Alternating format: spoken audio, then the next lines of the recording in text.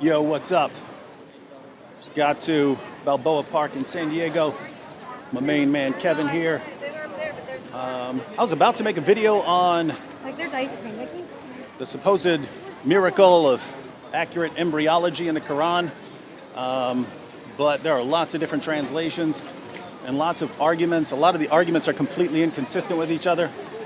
And so, here to ask Shaykh Uthman if he can give us sort of his approved translations of these different terms and so on, and that way I'll know where to start. Sadly, when I show up to ask a question like, "Can you explain this passage?" It turns into a 2-hour-long argument. We have to cover a bunch of other stuff ahead of time, but we'll see what happens. Maybe we'll get lucky. Maybe we'll get lucky and can be out of here in 10 or 15 minutes. Then we always get that green. Oh, hey, Mr. Woods. How you doing? How you doing, man? How's it going? All right, good to see you back, man. Hey. So, I don't want to interrupt. No, I'd like to have you here. Why not? Okay. So, if you talk about the Sabbath, for example, being an obligation that it had to have been put on all of the people. Don't waste time. We got Durus. Go online. Go to Military Bot channel. We have a Mustalah al-Hadith dars. We have the Arabic language dars. Go to the Sira Durus. We have them posted on OMF and there. Watch them. Look at the evidences. Look up the books. If you don't have the books, come to the masjid. We have libraries. We'll show them to you. I've always offered Dave, but he never comes, right? So, marhaban. You tell me a good time to come. I'll come. All right, we'll make some time. All right, Dave. Hey, Shaykh, Shake, how you doing? Good thing you came, man. Shake, just wanted to say salam. I came from North Carolina. So Jazakallah khair. Great to see you, brother. MashaAllah. It's always good to see the brothers come out from far. Man. Okay, Dawood. I have like 20 more questions. Yeah, I know. Step by step. I'm so glad you came today. In the back? No. Very good question, Dawood. Very good. Oh, yeah. And then the green tafsir. Oh, yeah. How was your trip? How you doing? I'm good. Good, man. Good. How you doing?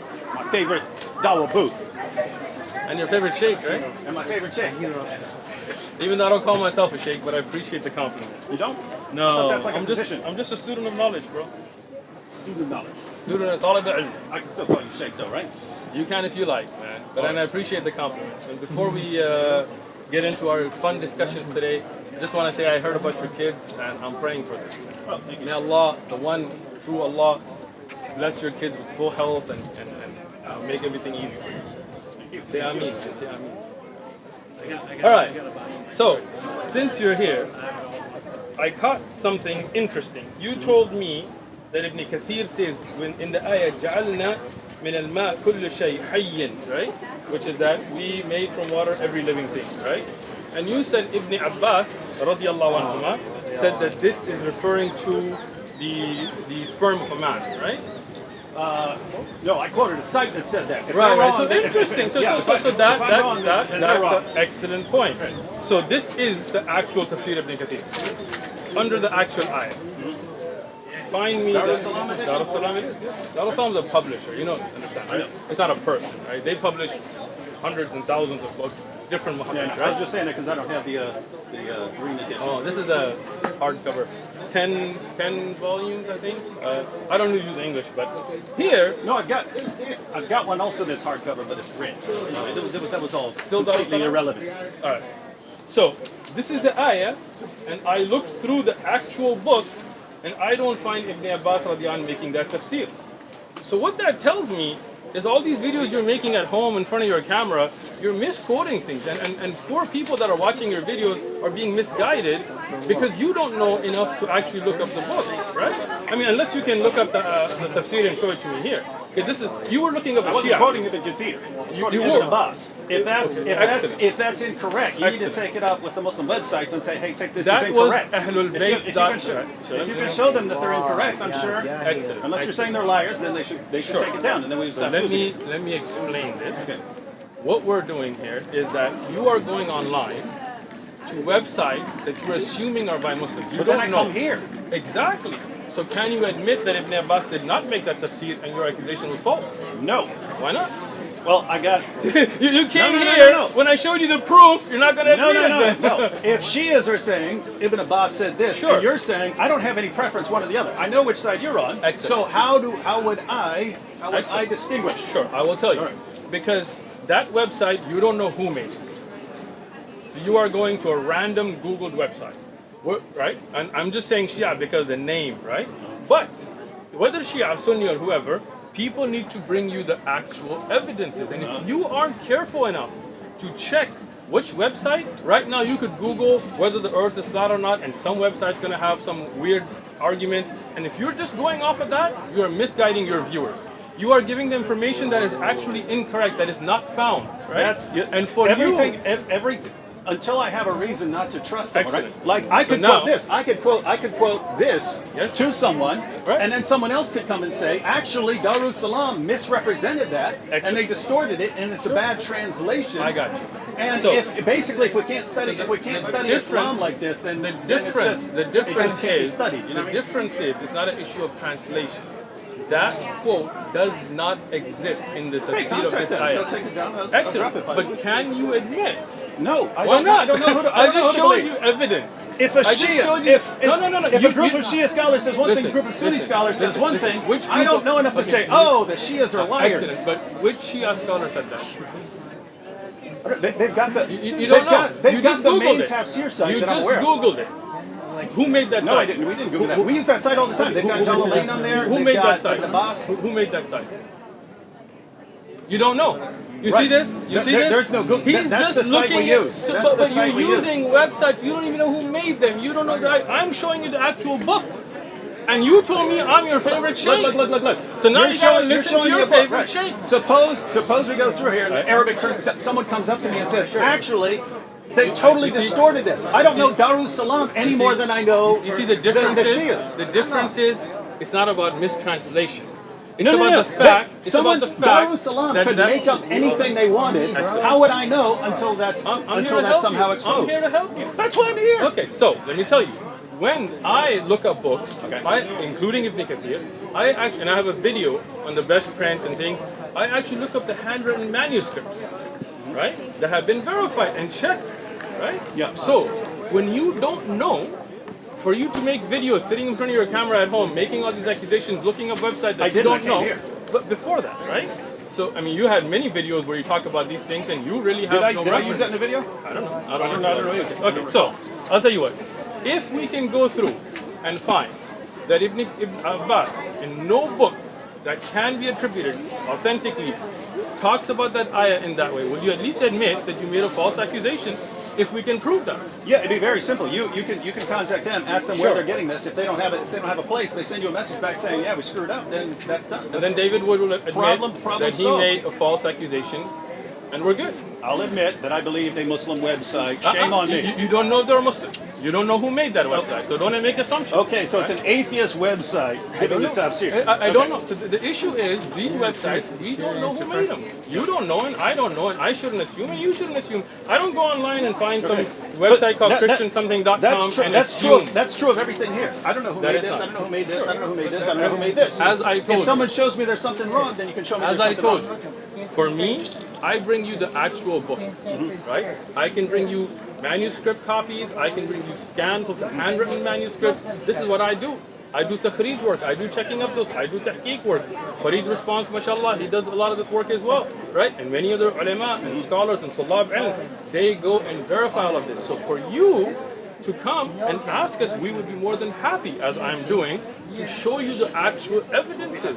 So don't go online and trust any website that you go to. Rather, come and ask, and when you find out that you were wrong, don't have so much pride. Be humble enough to be like, my bad. I just looked up some random website that I don't know who made, and some Shia reference to it that I never looked at a book or who's the one that compiled it, and I trusted it, and I made assumptions, out of me, right?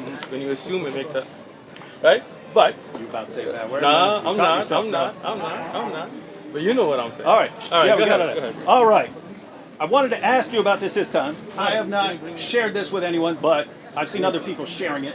So I just wanted to ask you real quick. Now, my actual question is just about the embryology and how you would translate these passages. But Yeah, since everyone's sharing this, Who's everyone? a bunch of people. Oh, You see people sharing this. Muslims who don't like you and Christians who don't And like there are you. Muslims that don't like. There are some. Very weird. So, my main question was just: is that Photoshop? Is that Excellent. Is that Okay, Photoshop? so let me explain it to you. Okay. First off, you want me to read it? Or? I'll go ahead and read it.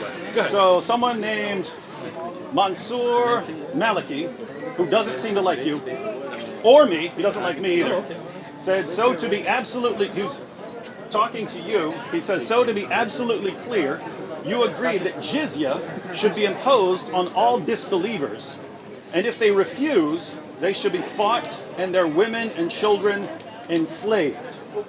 And you replied, at least according to this. Sure. Again, I don't know, Photoshop. You could post. I got you. You could post them. I mean, you could ask me, David, do you like mashed potatoes? I say yes, and then you could switch the question to Happens all the David, time. do you torture puppies or something like that? You Right? put your puppy. No. See, I'm glad it's you know Photoshop, that. right? I agree. So he asks,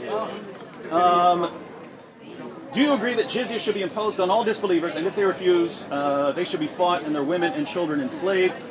The response here is, of course, and I have already made all of this clear in my durus, but you never reached out to ask me. So the relevant questions would be, is that Photoshopped or something, or is there something else in the discussion that would clarify that? Keep in mind, saw this a while back, did not share it with one person because I was like, I know I'll be talking to you, so I might as well ask first. Okay. Good. First thing, there's been a clarification posted on Twitter. I had given up all my social media, right, which I did not respond to that personally. You're not on social media? I am not on social media. Even the Twitter post that you're looking at, if you go to the actual Twitter page, there's a post on there that clarifies that I am not the one who runs the Twitter page. Right? I created that Twitter page originally as Abu Kutub just to explain books. What I used to talk about is, this is the book, this is the best manuscript, this is the best tahqiq, this is the best print, this is what's coming up, this is the benefits. When the traffic picked up so much that I couldn't keep up, I gave it up, right? And there was a post posted on Twitter to clarify. Okay? So that tweet was not from me personally, it was from my Twitter account, right? And there were other things done on that Twitter account, like some tweets which I did not agree with, and we made that clarification on Twitter, right? So we're clear about that. But if you want to talk about jizya, I'd be more than happy to discuss it. Yeah, sure. So, wait a second. So, Go ahead. someone who works for you and controlled this Twitter Does not account work said, for me. Somebody who volunteered to take care of the Twitter account made that post, and as I disapproved of it, he deleted it. So you disproved it, it got deleted. Yes, and that's So why. you do know. So just to be clear, Yes. because I want it clear, because people good. are I like people clarity. are sharing this, right? I know, yeah. And I think And we've already made it clear, but haters gonna hate, right? What you yeah. gonna do? Well, I mean, keep in mind because I found this from experience too. You know, you can say something about me and I can post a response. It doesn't mean everyone pays attention to my response, right? Just like someone can come after you. Sure. Not all that person's followers are going to see your response. You know what I mean? Well, I appreciate So- you making this clarification for me. Okay. So, just to be clear, you do not believe that jizya should be imposed on all disbelievers, and if they refuse, they should be fought and their women and children enslaved. No. Right? But there are ahkam and places where jizya is implemented. Not all disbelievers. For example, when you have, I'll just give you a short example, right? For example, if you have Ahlul Dhimma that don't have the protection that's been given, there is no jizya, right? If there are Ahlul Dhimma that are not living under your Sharia, there is no jizya, right? So that cannot be blanketly used in that sense. Has that been explained to Mansour Maliki? I don't know who Mansur Maliki is, and if he wants, like, he can come and ask me directly. He didn't, so that means there's somebody who's just out there trying to cause. He doesn't like either one of us. He said, when he posted this, he said, Uthman Farooq is actually a pathological liar.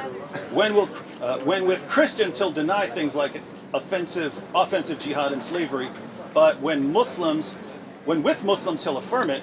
Him and David Wood are both vile. So we don't like either one of them. So So, let me. you got it. Hold on. Let me. He replied, pay attention. Pay attention. Mansour. Mansour is a troll. Nobody cares who he is. Is he but I have Muslim, it's right? probably some atheist out there trying to be a troll. I don't know. Don't Stop care. trolling. Now, but just a clarification of that as well. I have never denied that there is anything called offensive jihad. Right? That's a lie from him, and if he can bring evidence, I'd be more than happy to see it. Right? I have never changed my views in front of Christians and Muslims. Everything I say is recorded. Everything I say in the masjid in front of Muslims is recorded and posted. Everything I say to you is recorded and posted. These are just haters, right? These are people of hasad, and that's why they want to. If this was somebody who wanted good for me or you, obviously they would reach out to me and you privately and ask us how we feel, and as we would explain it to him, make that public. But instead, he went and even though there was a clarification posted that this was not for me, and that tweet was immediately deleted when I saw it, even then he continued to post it because these are trolls, right? Islam has rules and regulations for defensive jihad and offensive jihad. There is rules and regulations for Ahlul Dhimma. I have a whole video that I talk about Jizya. So for him to say that I changed this is just his ignorance of knowing me, right? So I'm glad you made that clarification. Now, you offered to explain jizya real quick. Is there a short version of it? Sure. Okay, what's jizya in a nutshell? Excellent. So, as a Muslim, we do believe that we have rules and regulations that Allah has ordained upon us, and we do not enforce our religious practices on others, right? So, we have zakat, for example, right? As a Muslim, living in the Muslim state, we have zakat. Zakat goes into Baytul Mal. You know what Baytul Mal is? What's that? I'm here to help you, bro. No problem. I'm your sheikh, right? All right. So, the Muslim government has what kind of like what you would consider treasury, right? And in Islamic form of governments, we don't have taxes. So all you libertarians become Muslims, right? So, what we do have is we have zakat that comes in from Muslims. That is a religious obligation. And that goes into Baytul Mal, and there are certain categories of people and projects that goes toward, which are lined out in the Quran and the entire books of fiqh on it. Now, we don't enforce that on non-Muslims, right? Like here in America, for example, you pay taxes, I pay taxes, right? But as under a Muslim Khilafah, we don't have taxes. How does the government get that revenue? From Muslims, they get it through zakat. If we were to enforce zakat on non-Muslims, then this would be putting a religious obligation of Muslims on them, and we don't want to infringe on their religious rights. So they have jizya. Jizya is only given when they enjoy benefits from the Islamic government, meaning protection, police service, whatever else. Well, you look confused, you know, all up in the sky. I'm thinking about what you just said. Ponder upon it, bro. I got you. So jizya is their paying into the Islamic government's functions for the services they receive. For example, in America, you pay taxes, right? I don't know which state you're in, depending how much taxes you pay, but in California, we pay a lot of taxes, right? But the government says, hey, you pay your taxes, we give you police service, we give you roads, we give you the military, we give you these protections, right? Now, as a non-Muslim living under a Muslim rule, you will get those benefits, and as you get those benefits, you will pay into the system, okay? Now, if we didn't, then it would be a hardship that would be borne only by the Muslims who would be paying zakat, and non-Muslims would not be paying anything to the government's functions. Right? If, and as it has been during times of Islamic history, that those functions are not delivered, jizya is not taken. There have been times, like during the time of Umar ibn Khattab, where jizya was returned. Right? So this is their taxes that they pay into the services they receive, which I think you would think is fair. Yeah, well, the reason I was the reason, go ahead. A little inquisitive there. So I was thinking, so Muhammad said, my livelihood is under the shade of my spear, and he who disobeys my orders will be humiliated by paying jizya. And so he describes it as humiliation. So Muhammad describes it as humiliation. One second, I just wanted to quote Ibn Kathir on the same issue. So Ibn Kathir, paying jizya. Which ayah are we looking at? This would be on 929. Paying jizya is a sign of kufr and disgrace. Allah said, until they pay the jizya, if they do not choose to embrace Islam with willing submission, in defeat and subservience, and feel themselves subdued, disgraced, humiliated, and belittled. Therefore, Muslims are not allowed to honor the people of the Dhimma or elevate them above Muslims, for they are miserable, disgraced, and humiliated. Sure. Muslim recorded from Abu Hurairah that the Prophet said, do not initiate the salam to the Jews and Christians, and if you meet any of them in a road, force them to its narrowest alley. Sure. And then he goes on to, I know the Pact of Umar is disputed as far as whether that was actually from Umar. I think so. But he goes on to quote the Pact of Umar. The one where he gives the conditions of for the Dhimmi contract. Okay. Yeah. So okay. You're mentioning a lot of things and you're kind of going forward instead of Well, addressing the only issue there was you're portraying it as, hey, it's just payment for services. Whereas they're describing it as you're humiliated, you're disgraced, you're belittled. If you see a Christian or a Jew, shove them down this alleyway. That's got nothing to do with jizya itself, but we'll talk about that as well. First thing, can I look at the hadith now that you're trying to frequently trying to get over? Even its famous websites, man. You gotta buy yourself some books. This is directly from the Darussalam edition of Sahih al-Bukhari. What you're looking up where? This is not from Darussalam. That's a lie. Hold on. This here is not Darussalam's I Ibn personally Kathir. guarantee you. Ibn No, Kathir. that's not Ibn Kathir. Oh, That's the okay, hadith. okay. That's the hadith. That's Sahih al-Bukhari. Excellent, Bukhari. Okay, so let's clarify that because you were pointing at Ibn Kathir, right? So, Yeah, when I quoted Ibn Kathir, I quoted Muhammad first. Gotcha. So, now let's look at the hadith. جعل رزقي تحت الظل. Right? So this is what you are saying, that Allah subhanahu wa ta'ala put the rizq of Rasulullah sallallahu alaihi wasallam under the sword, right? Now, you know about khumus, I'm assuming. No, what's that? All right, so I'm glad you can translate. So that's Muhammad's livelihood. I'm getting there. I'm getting there, right? And see, you've cut this for some reason, so we don't have. Because that's a quotation. Okay, but there's a reference here with a one there, which we don't know what it says because you cut I can look it up. Okay, cool. So the livelihood of Rasulullah sallallahu alaihi wasallam is what's called the khumus. This doesn't come from jizya. Okay? That's the first thing you misunderstood the hadith, right? This is why we have a wow here to show a different subject that's coming up. Okay? The livelihood of Rasulullah does not come from ghanima, it does not come from zakat, it does not come from sadaqah, it comes what's called the khumus. The khumus would be that if there is a battle, from the spoils of the war itself, not the jizya later, from the spoils of the war, you would take 1/5 of that to be given to Rasulullah sallallahu alaihi wasallam, so he could then spend it upon the people and upon his expenses and so on. Right? So you misunderstood the hadith first off by thinking this is talking about jizya, right? Second, He does say jizya. I know, but I didn't believe the first part was about jizya. The second part. okay. No, you said the livelihood of Rasulullah comes from jizya, which is on tape. No. I quoted it. You didn't say that? I'm glad we got it on My tape. livelihood is under the shade of my spear, and Right. he who disobeys my Right. orders will be humiliated by paying jizya. The thing was, you're portraying jizya as, hey, this It happy is. fun money to take care of you. I didn't say happy He says fun money. humiliated by paying jizya. That's what I was asking about. Sure. Let me explain it, bro. Take it easy. First thing that you need to clarify for your audience is the livelihood of Rasulullah SAW does not come from jizya. Are we clear on that? Now you look confused. You just said you didn't say that, but it's all right. We got you, bro. That's what we're here for. We got you. Okay.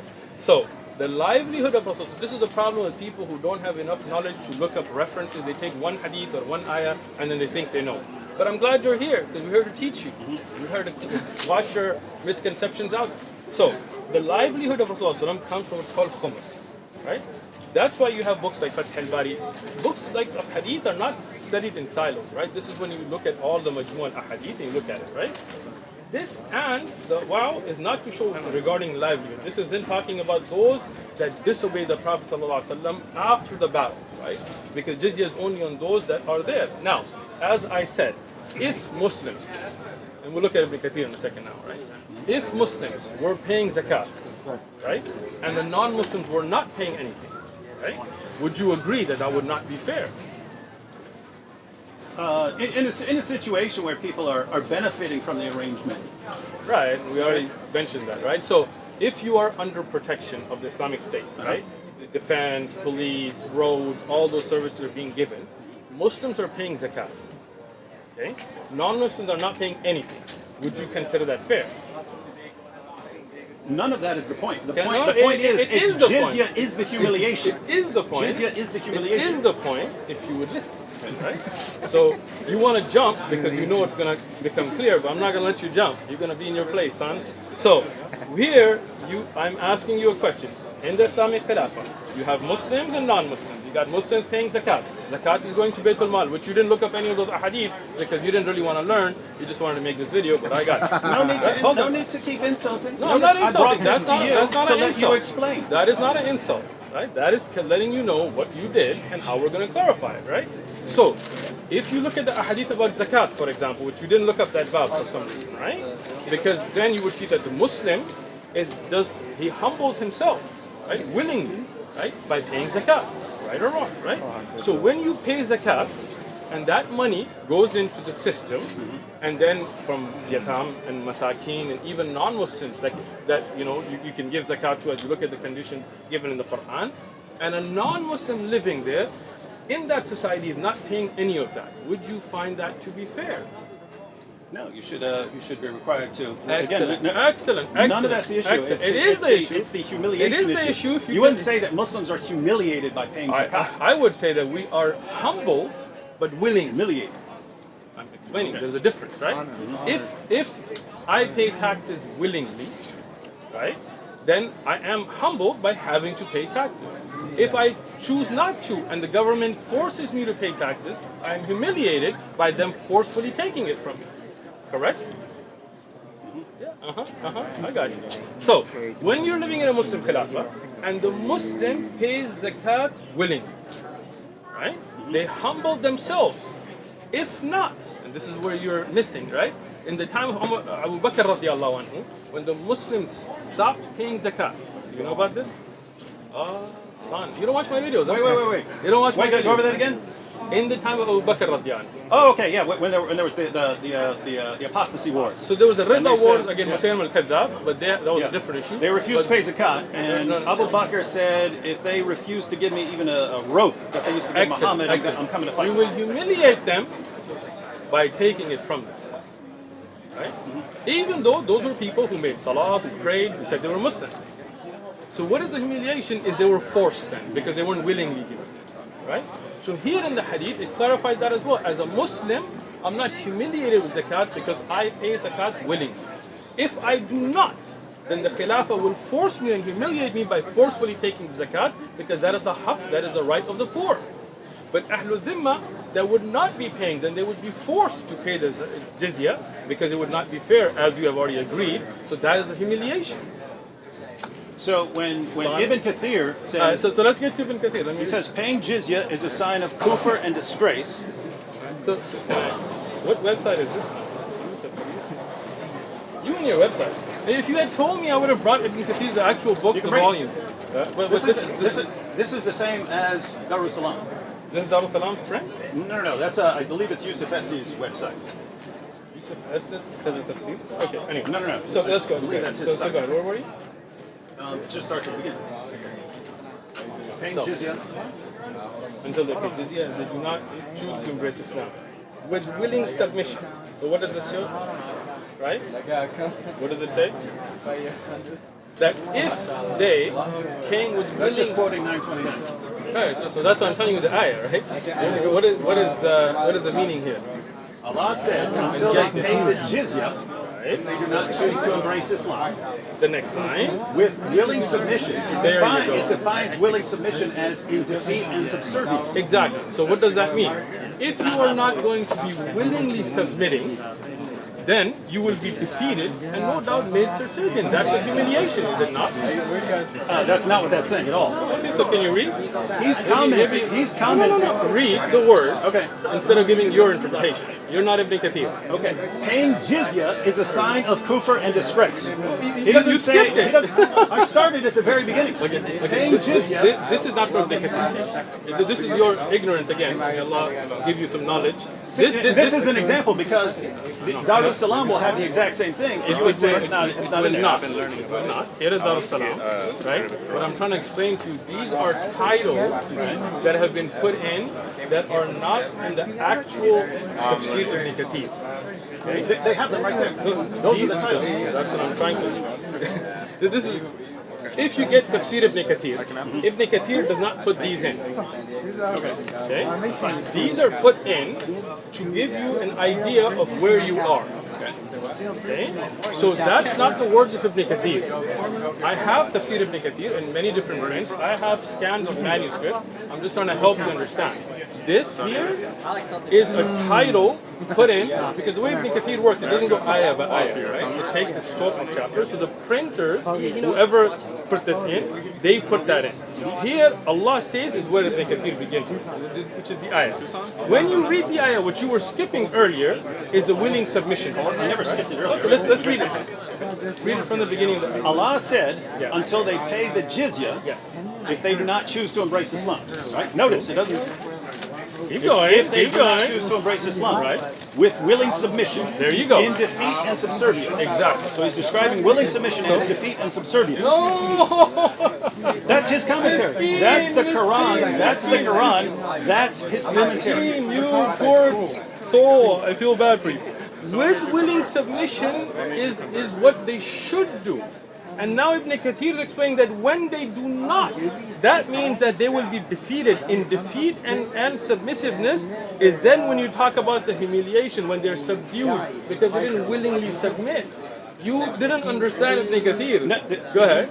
Now read it again. The verse of the Quran says, Willing until submission. they pay the jizya with willing submission Right, so and feel themselves subdued. Right, so That's what the Quran says. It doesn't say until they pay the jizya with willing submission and if they find, then they will feel themselves subdued. None of that. Let me explain it again, right? So the first option is for them to become Muslim. Okay. Willingly they accept, right? If they do not, then they will pay the jizya, right? If they do not do it in a way of willingness, if they do not willingly accept Islam, they do not accept this, then this is the defeat and submission, the jizya that they will have to be forced to pay. Okay? So that is, and as I explained, in America, for example, if you, David Wood, say, F the IRS, not that you would use those kind of words, right? I'm not paying my taxes, right? And then the IRS will say, oh yes you are, and we're going to take you to court, and we're going to humiliate you, we're going to put you on trial, we'll send you to jail if we have to, we will make you pay those taxes, because you're not going to do it willingly. So are you not humiliated? Yeah, I'm just still not convinced that that's is what the this thing. is saying. Okay. Because notice, I mean, he goes on Right. to... Talking about the humiliation from those that do not willingly submit. Go ahead. Wow, not what this is saying at all. This is wait. So let me get this straight. So when he goes on here and he says, Read the ayah before you go. The part that he quotes. and feel themselves subdued. So what is this tafsir of now? Surah 929. No. Of them being subdued. He's explaining them being subdued. That's the tafsir he's making now. But what does it mean to be subdued? Okay. Go ahead. Disgraced, humiliated, and belittled. That's what means to be subdued, right? Therefore, Muslims are not allowed to honor the people of the Dhimma. Notice, it doesn't say people of the Dhimma who rebelled and so on. Right, So therefore, Muslims are not allowed to honor the people of the Context. Dhimma. Context. Hold on. Context. What you're doing is the ayah is talking about those that fought, did not willingly submit, did not become Muslim, and had to be subdued.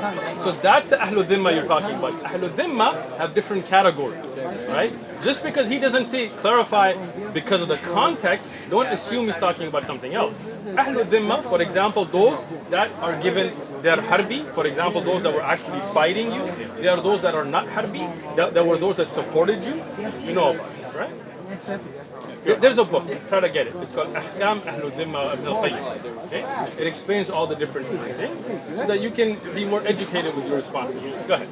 So when he goes on to say, quotes Muhammad, do not initiate the salam to the Jews and Christians.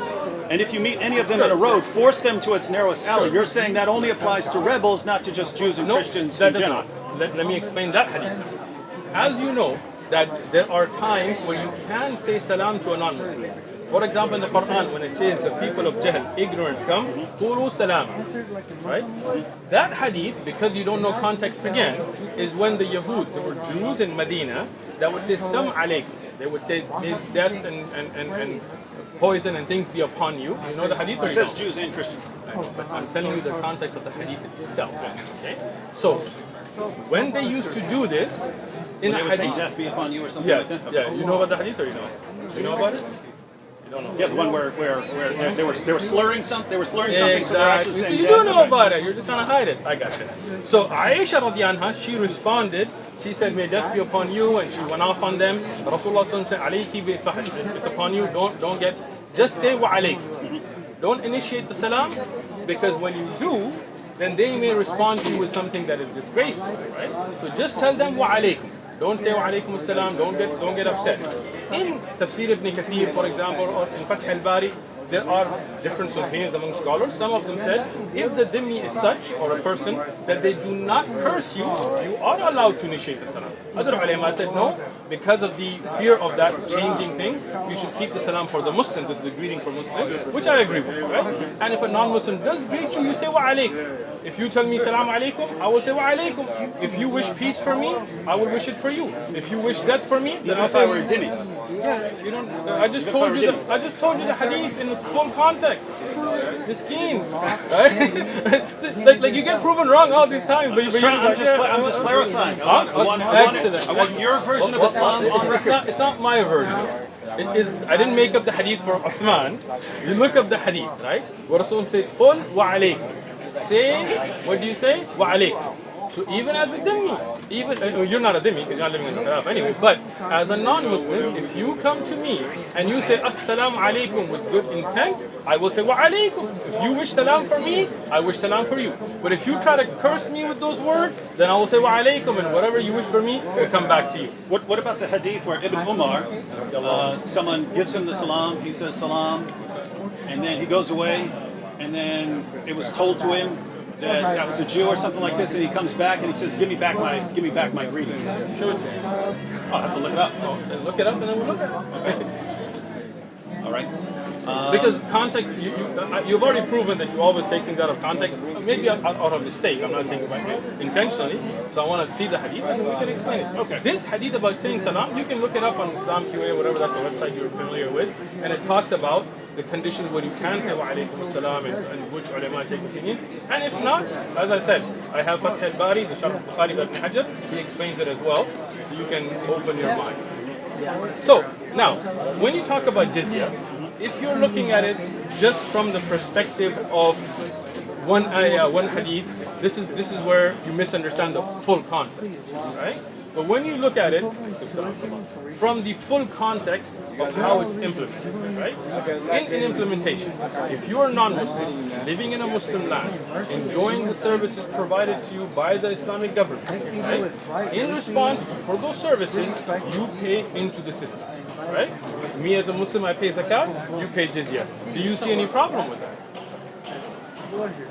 No, no problem with paying government. I'm glad you don't. So, no problem with jizya. Jazakallah khair. Next. Oh, problem with jizya. Oh, okay.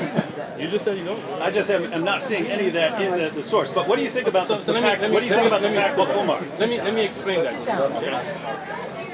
Regarding when you say you're not seeing that, which book of fiqh of jizya have you studied? I'm just talking about the passage here. I'm explaining. If you can't if you go to the Quran and you can't understand it, and you go to the commentary and you can't understand it, and you go to the Hadith and you can't understand it, it just seems like this is not able to be understood. I got you. When you talk about learning law, you're talking about Islamic law, right? Right? Right?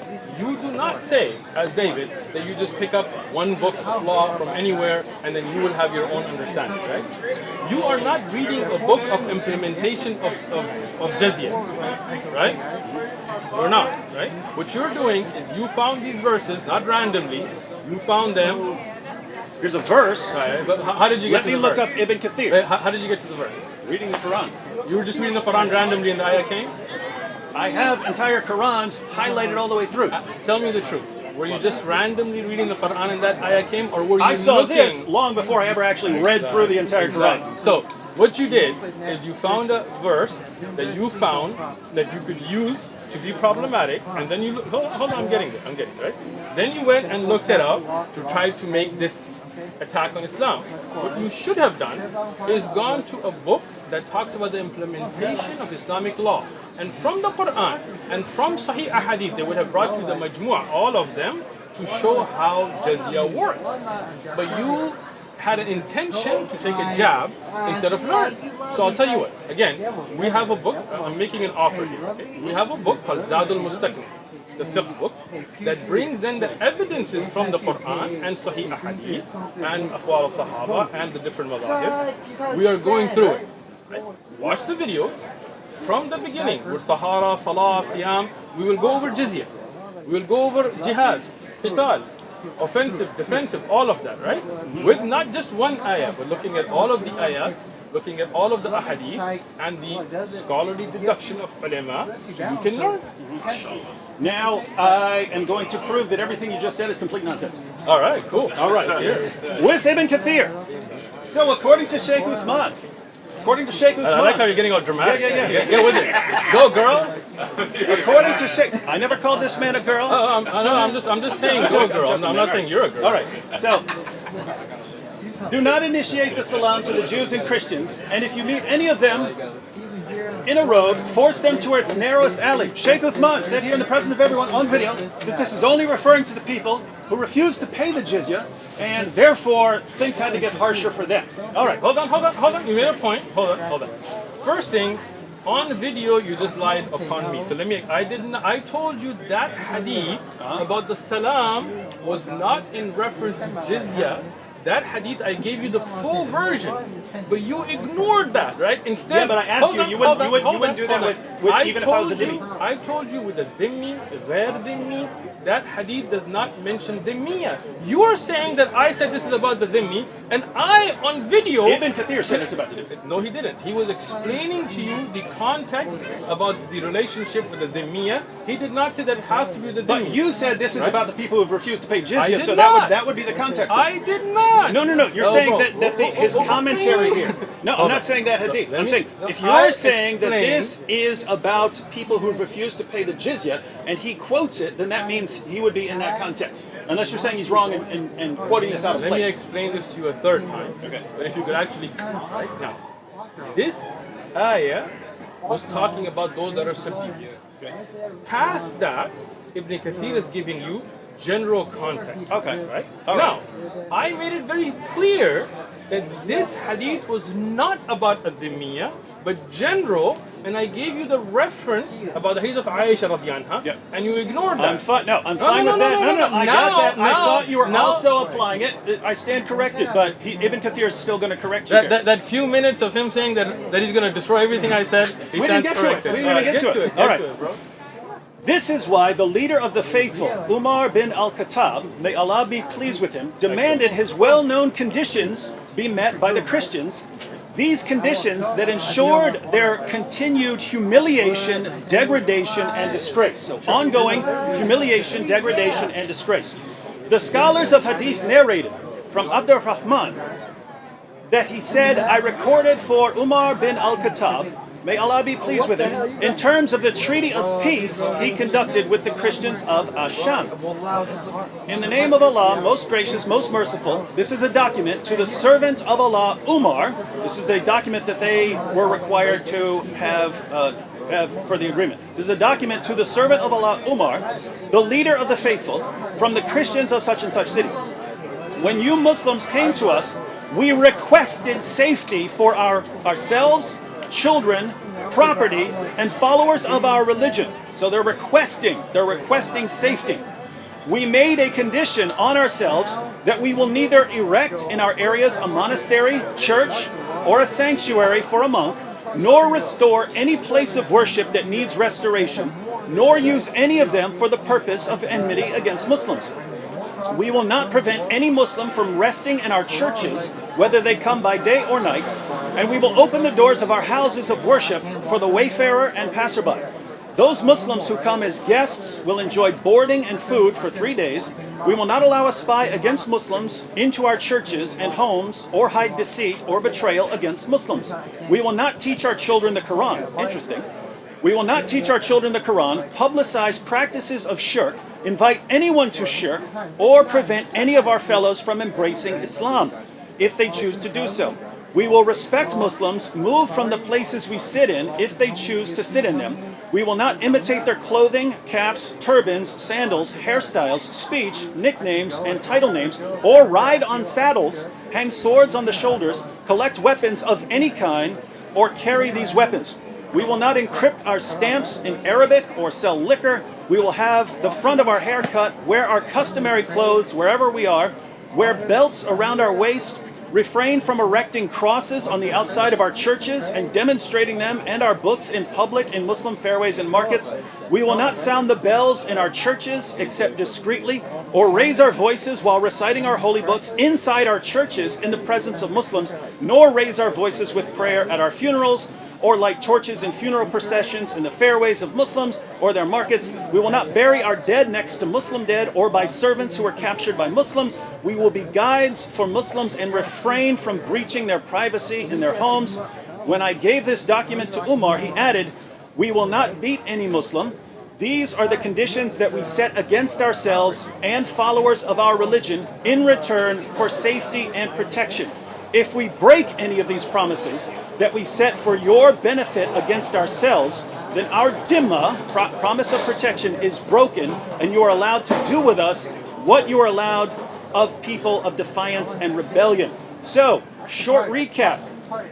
Ibn Kathir here. Ibn Kathir explains how his well-known conditions that ensured the continued humiliation, degradation, and disgrace were placed on these Christians. These were not Christians, but he goes on to show, these were not Christians who said, "We refuse to pay. We refuse all of this." He said, So let me just, before you... yeah, they came to them and said, "We want safety." They're saying, "We want safety. We don't want to be fought. We're willing to pay the jizya." And even though they're willing to pay the jizya, all of these conditions, they can't repair a church, they can't do any of that stuff, they can't make their voices loud. You know it's a weak hadith, right? Ibn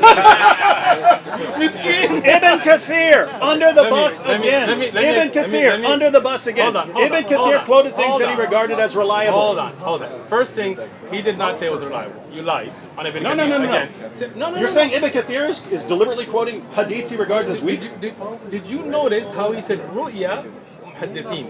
Right? That's the weakness of his understanding, and instead of asking, he wants to come and prove everything I said wrong and then take it back. Let me just explain it. Ibn Kathir is a great book of tafsir. No doubt we have respect for him. But you're great. No, I am not. You have to be if you're schooling him. Relax. Got you, bro. I did not even write a book of tafsir, so Ibn obviously... Kathir, Shaykh Uthman. I appreciate the compliment, David, but it is not true. Ibn Kathir, I'm a nobody.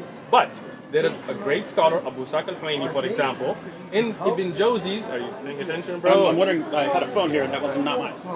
My phone. So, you... Good. So, there are books written on the checking of the ahadith of Ibn Kathir. Okay. Ibn Kathir is not Sahih al-Bukhari. It is not a book of all authentic narration. It's a book of tafsir, right? Now, it is a very valued book of tafsir, no doubt to it. But as if you had watched my video about books of tafsir, I had explained even which prints show the weak narrations of Ibn Kathir. Uh-oh, David, what happened? You're still refuting. Now, I'm there. Relax. I didn't refute Ibn Kathir. Those great scholars of hadith that went and checked those ahadith, they explained the weakness of those narrations. Ibn Kathir does not say anywhere in his tafsir that I'm only quoting Sahih ahadith.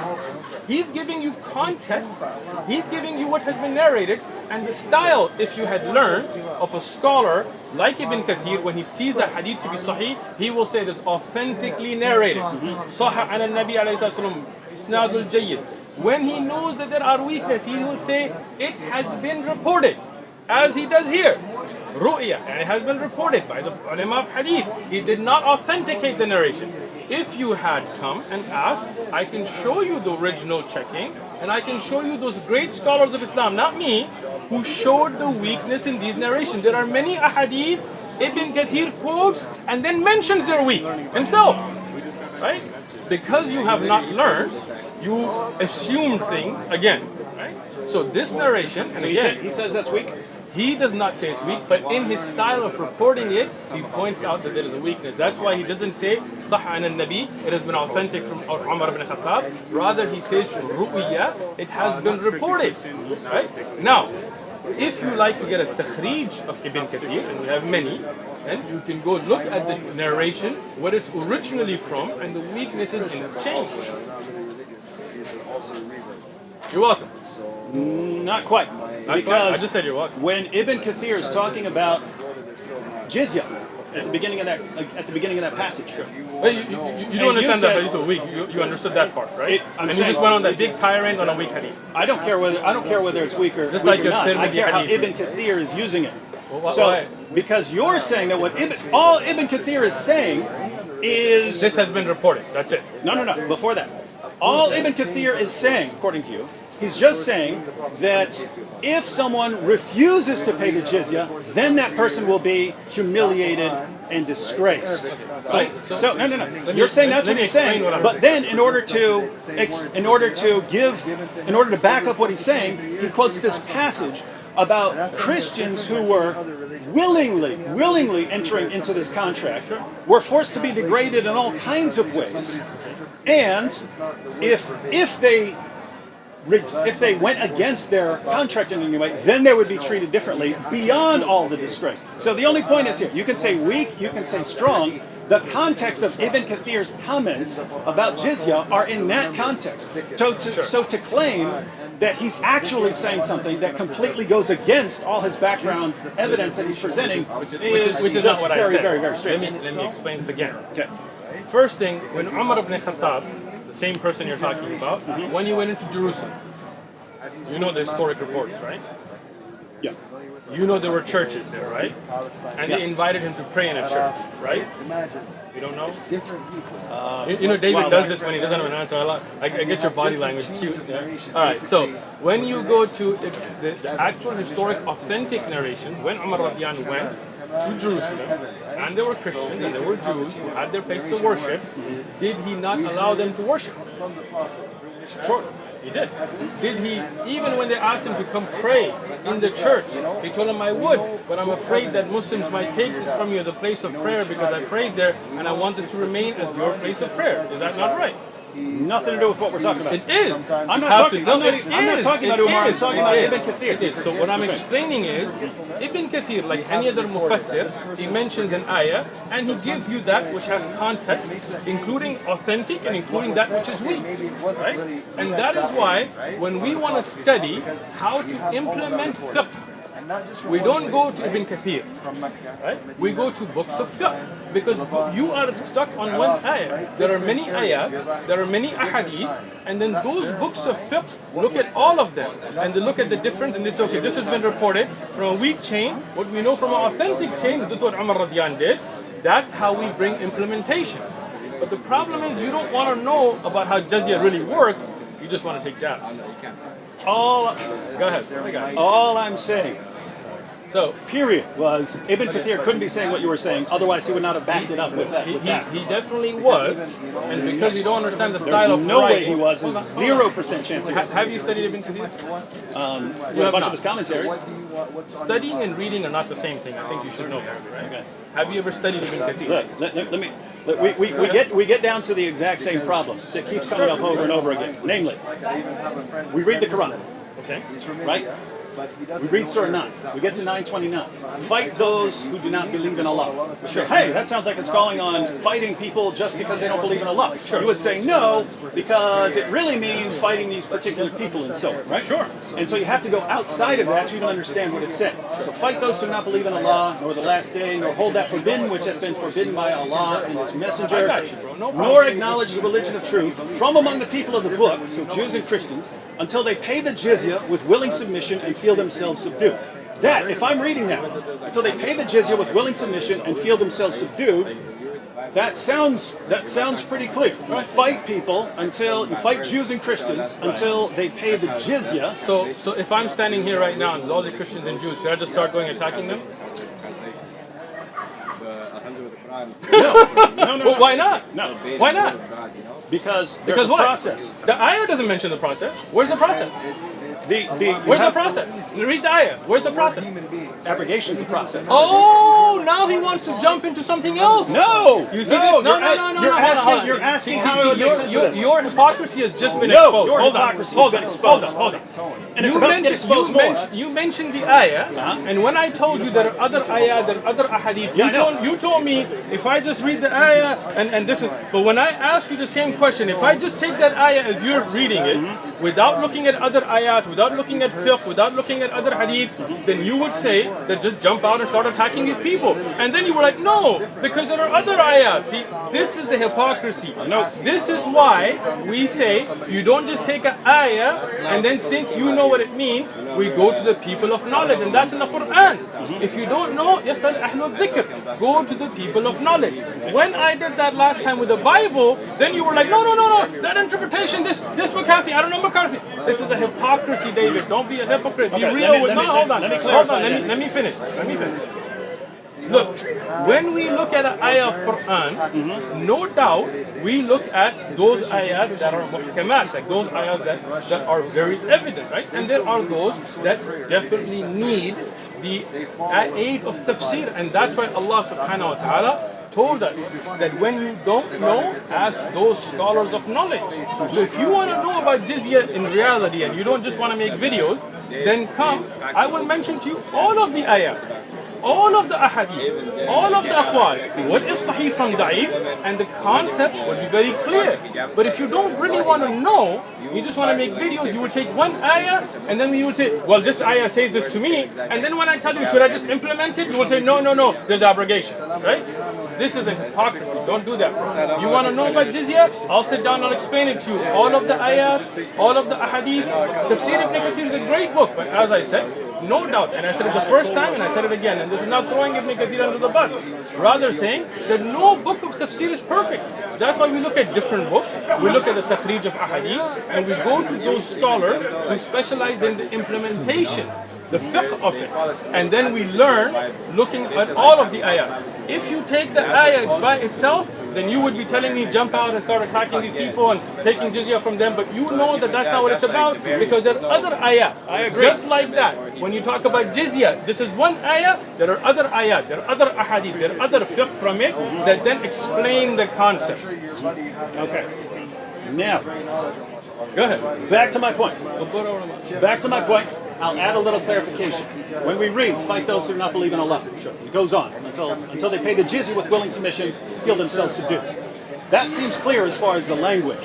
And in terms of qualifications, like, oh, it really means people who are fighting you or something like that, then it seems like that should be included in. I agree that you do have to consider other verses, but that's been done. If you take this ayah by itself, then even what you said would be not clear. Meaning, if you just took this ayah out of context, you just took it out, without looking at historic context, without looking at hadith, then you would say jump out and start attacking these people. But this is why, when you look at jizya and what it's paid for, and what are the services received by those who pay jizya, then the context of all of it becomes clear. So if you did that as well, but that's the problem I'm talking about, right? Okay. So we read the Quran, right? Okay. And it's not arranged chronologically, of course not. but you have these verses like 929, 973, 9123, and so on, which call for fighting people because of their beliefs, right? And you read the context. So you read the verses that come before, the verses that come after, trying to say, okay, what is this? Is there some clarification here or something like that? You also have the greater context of the Quran. Which surah are we talking about? I'm saying, Surah Ahzab. This would apply to anything. I mean, the ayat you're referencing are about Surah Ahzab, right? No, Surah At-Tawbah. Surah At-Tawbah is Surah Ahzab. Miskin. Ahzab? What's Surah 33? 33. So it's called Tawbah and Ahzab. Got both names. Surah 33? Yeah. Surah 33. Is the same title as Surah 9? I've heard Ahzab and At-Tawbah. Surah Al-Ahzab. I've also heard Barak for Surah 9. Surah At-Tawbah is also regarding the battles, right? We're talking about the battles that happened, right or not, right? I'm just saying. I'm talking about, sorry. I'll get you the name. But okay, so when you look at Surah Tawbah, for example, okay? Surah Tawbah was in the context of a battle, yes or no? Well, if you go to Ibn Kathir, it's what led up to the battle. It was in context about what happened in the battle, right? Yeah, they were calling for battle against the. If you read Ibn Kathir's Sirah, he says that command was given, and then as a result, Muhammad decided to march out and fight the Romans, but the Romans didn't even show up. You're talking about Tabuk. Yeah. Okay. So what we're saying is, when you're talking about a surah, you are looking at the context of what it's about. I agree. Okay. Yeah. So if you have a verse, right? The first thing is like the immediate context. Verse should come before it or after, and so on. Then you have the greater context of the book, right? And then, in addition to that, you have historical context. Now here's the point, right? I read the verse, and it's wow. That means what it sounds like it means. That's pretty bad, right? So what do we have in the context? Well, the passage runs from 9:28 to I think 9:33 or something like that. Nothing there that would change the meaning. You have other verses in the Quran which talk more about fighting defensively. Right? You have other passages like that. But when we look at how these are, but you did agree that Surah Tawbah is about about the battle with the Romans, right? Tabuk, right? Yeah. What happened in Tabuk? I think the Muslims went to fight and the Romans were there. But why did the Muslims go to fight? Well, according to Ibn Kathir, because of that. No. According to Ibn Kathir, here's the context. According to Ibn Kathir in his Sirah, right? Sure. So, in 928, the commentary for that was the Muslims were worried because Muhammad said that the pagans can no longer approach the sacred mosque, right? And it says that the Quraysh became concerned that this was going to hinder their profits from trade. We're not going to be earning the same money. People aren't allowed to come here anymore. They might not like us anymore. They're worried that this is going to interfere with their profits from trade. You're talking about the Quraysh. That's 928. Yeah, that's after conquering Mecca. So after they convert. So now they're worried that this is going to interfere with the profits from trade. So Allah says that He can still enrich them. And then the very next verse, how's Allah going to enrich us? Fight those who do not believe in Allah. Right? And you go through the entire passage. You go through the entire passage. It's we're fighting these people to make money off of them. And at the end of it, he says, therefore, Muhammad marched towards Tabuk to fight the Romans. Let me explain that to you again. If you had actually looked at books of history in Tabuk, there were attacks on Muslims in Sham. You know about this, right? Nope. What can I do with people? Let's see where it's at. All right, so I have a video about Tabuk. Okay. I give all your references in it, books of history, authentication. Watch it. Right? I'm interested in that one. Good. Yeah. Send me that link. I'll send you a link. Okay. You didn't give me your number last time. If you know the title, then I'll show it to you on your phone today, so then you can watch. All right. On top of that, you also know that there are authentic reports that there was a Roman army that was being prepared to attack Medina. Right? no.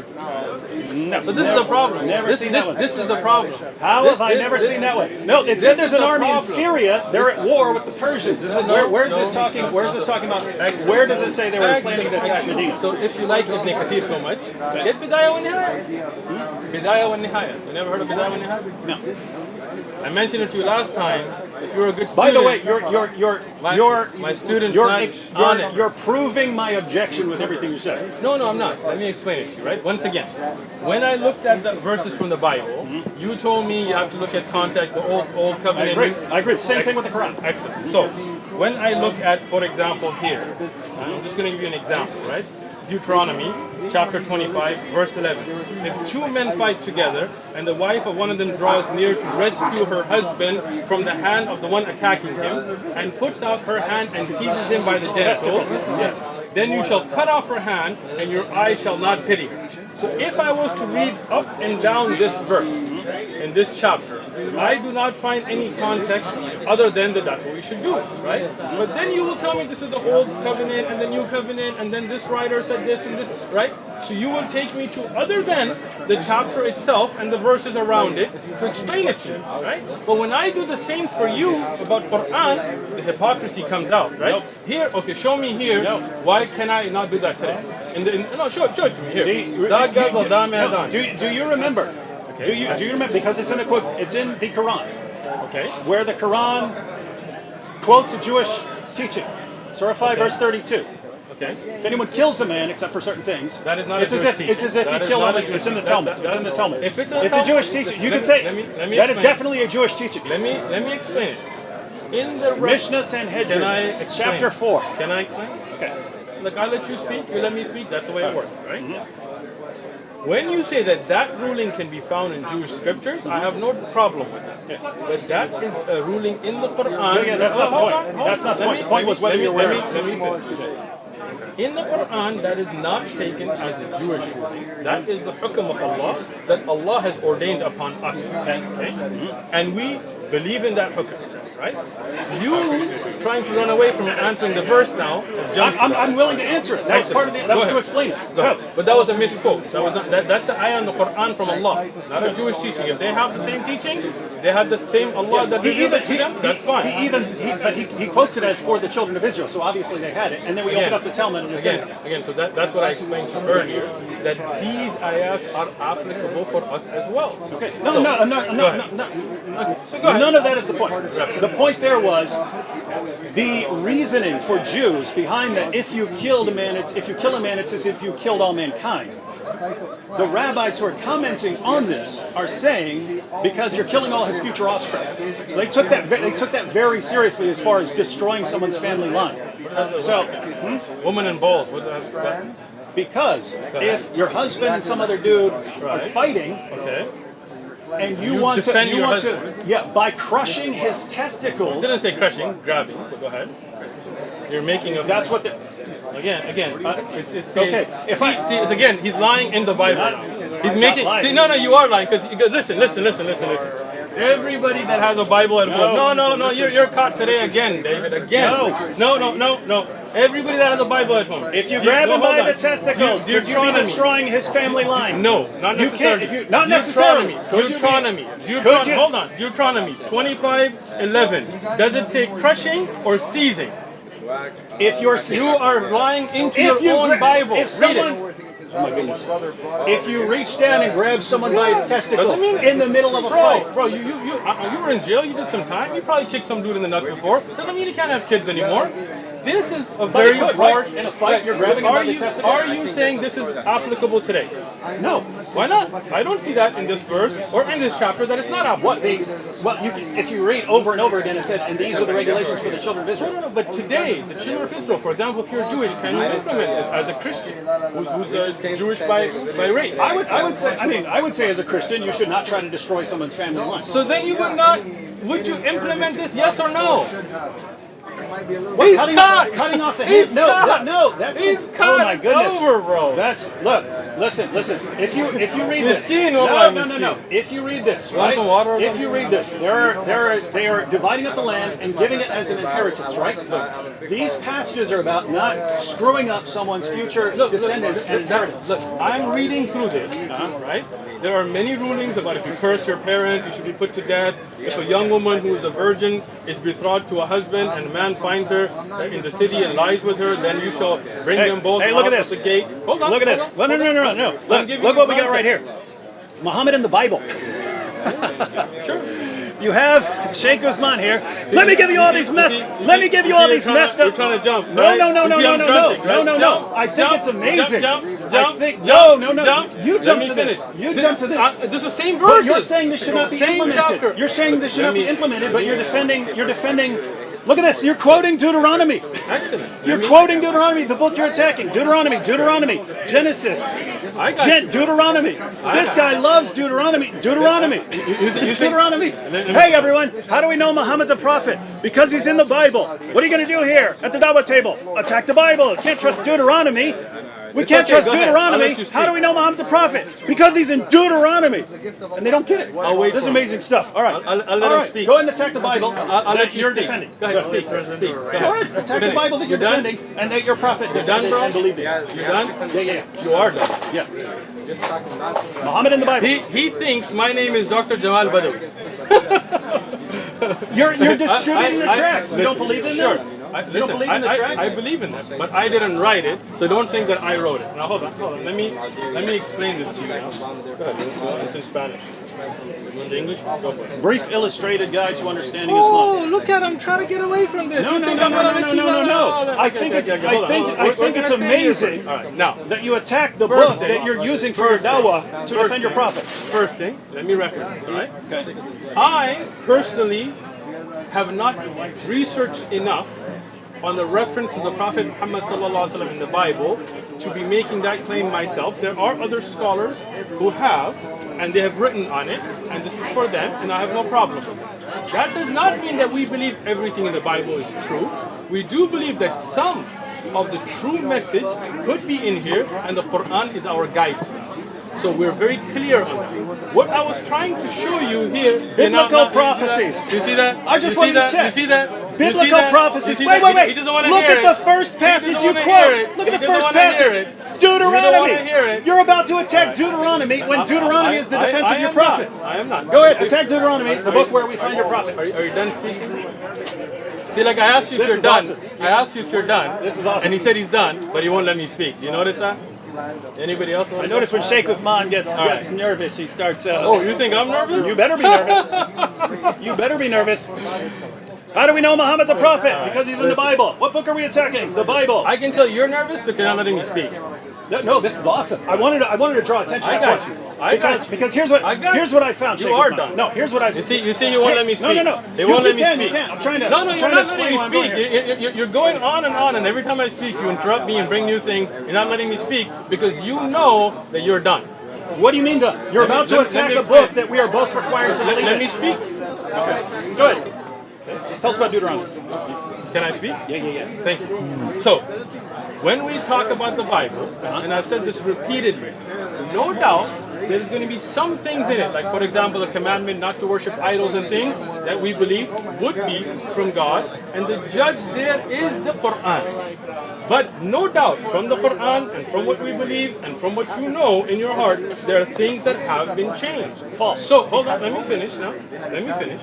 So, for me to say that there is a reference to something that should bring your attention to in the Bible, for example, not worshiping idols and so on, does that mean that I take all of the Bible to be preserved? And I've explained this, but somehow you didn't get it. No, I'm not done. Hold on, put it away, bro. Contradicting your God and your prophet again, man. I'm gonna speak, bro. I'm gonna You are speak. annihilating your God right now. I'm gonna speak. Nobody can align my God. Right? Now, the reason you're jumping here is because you're caught. Now, you're here in the verses, in the context that we're looking at. I'm not attacking these. All I asked you as a Christian is, should we implement these today? They are in the Bible that if two men fight and a woman seizes, not crushes, the balls of another, protecting her husband's life, her hand should be cut off and no eye should pity her. But you couldn't answer that, so you try to jump. I said no. It should not. Well, be why implemented. not?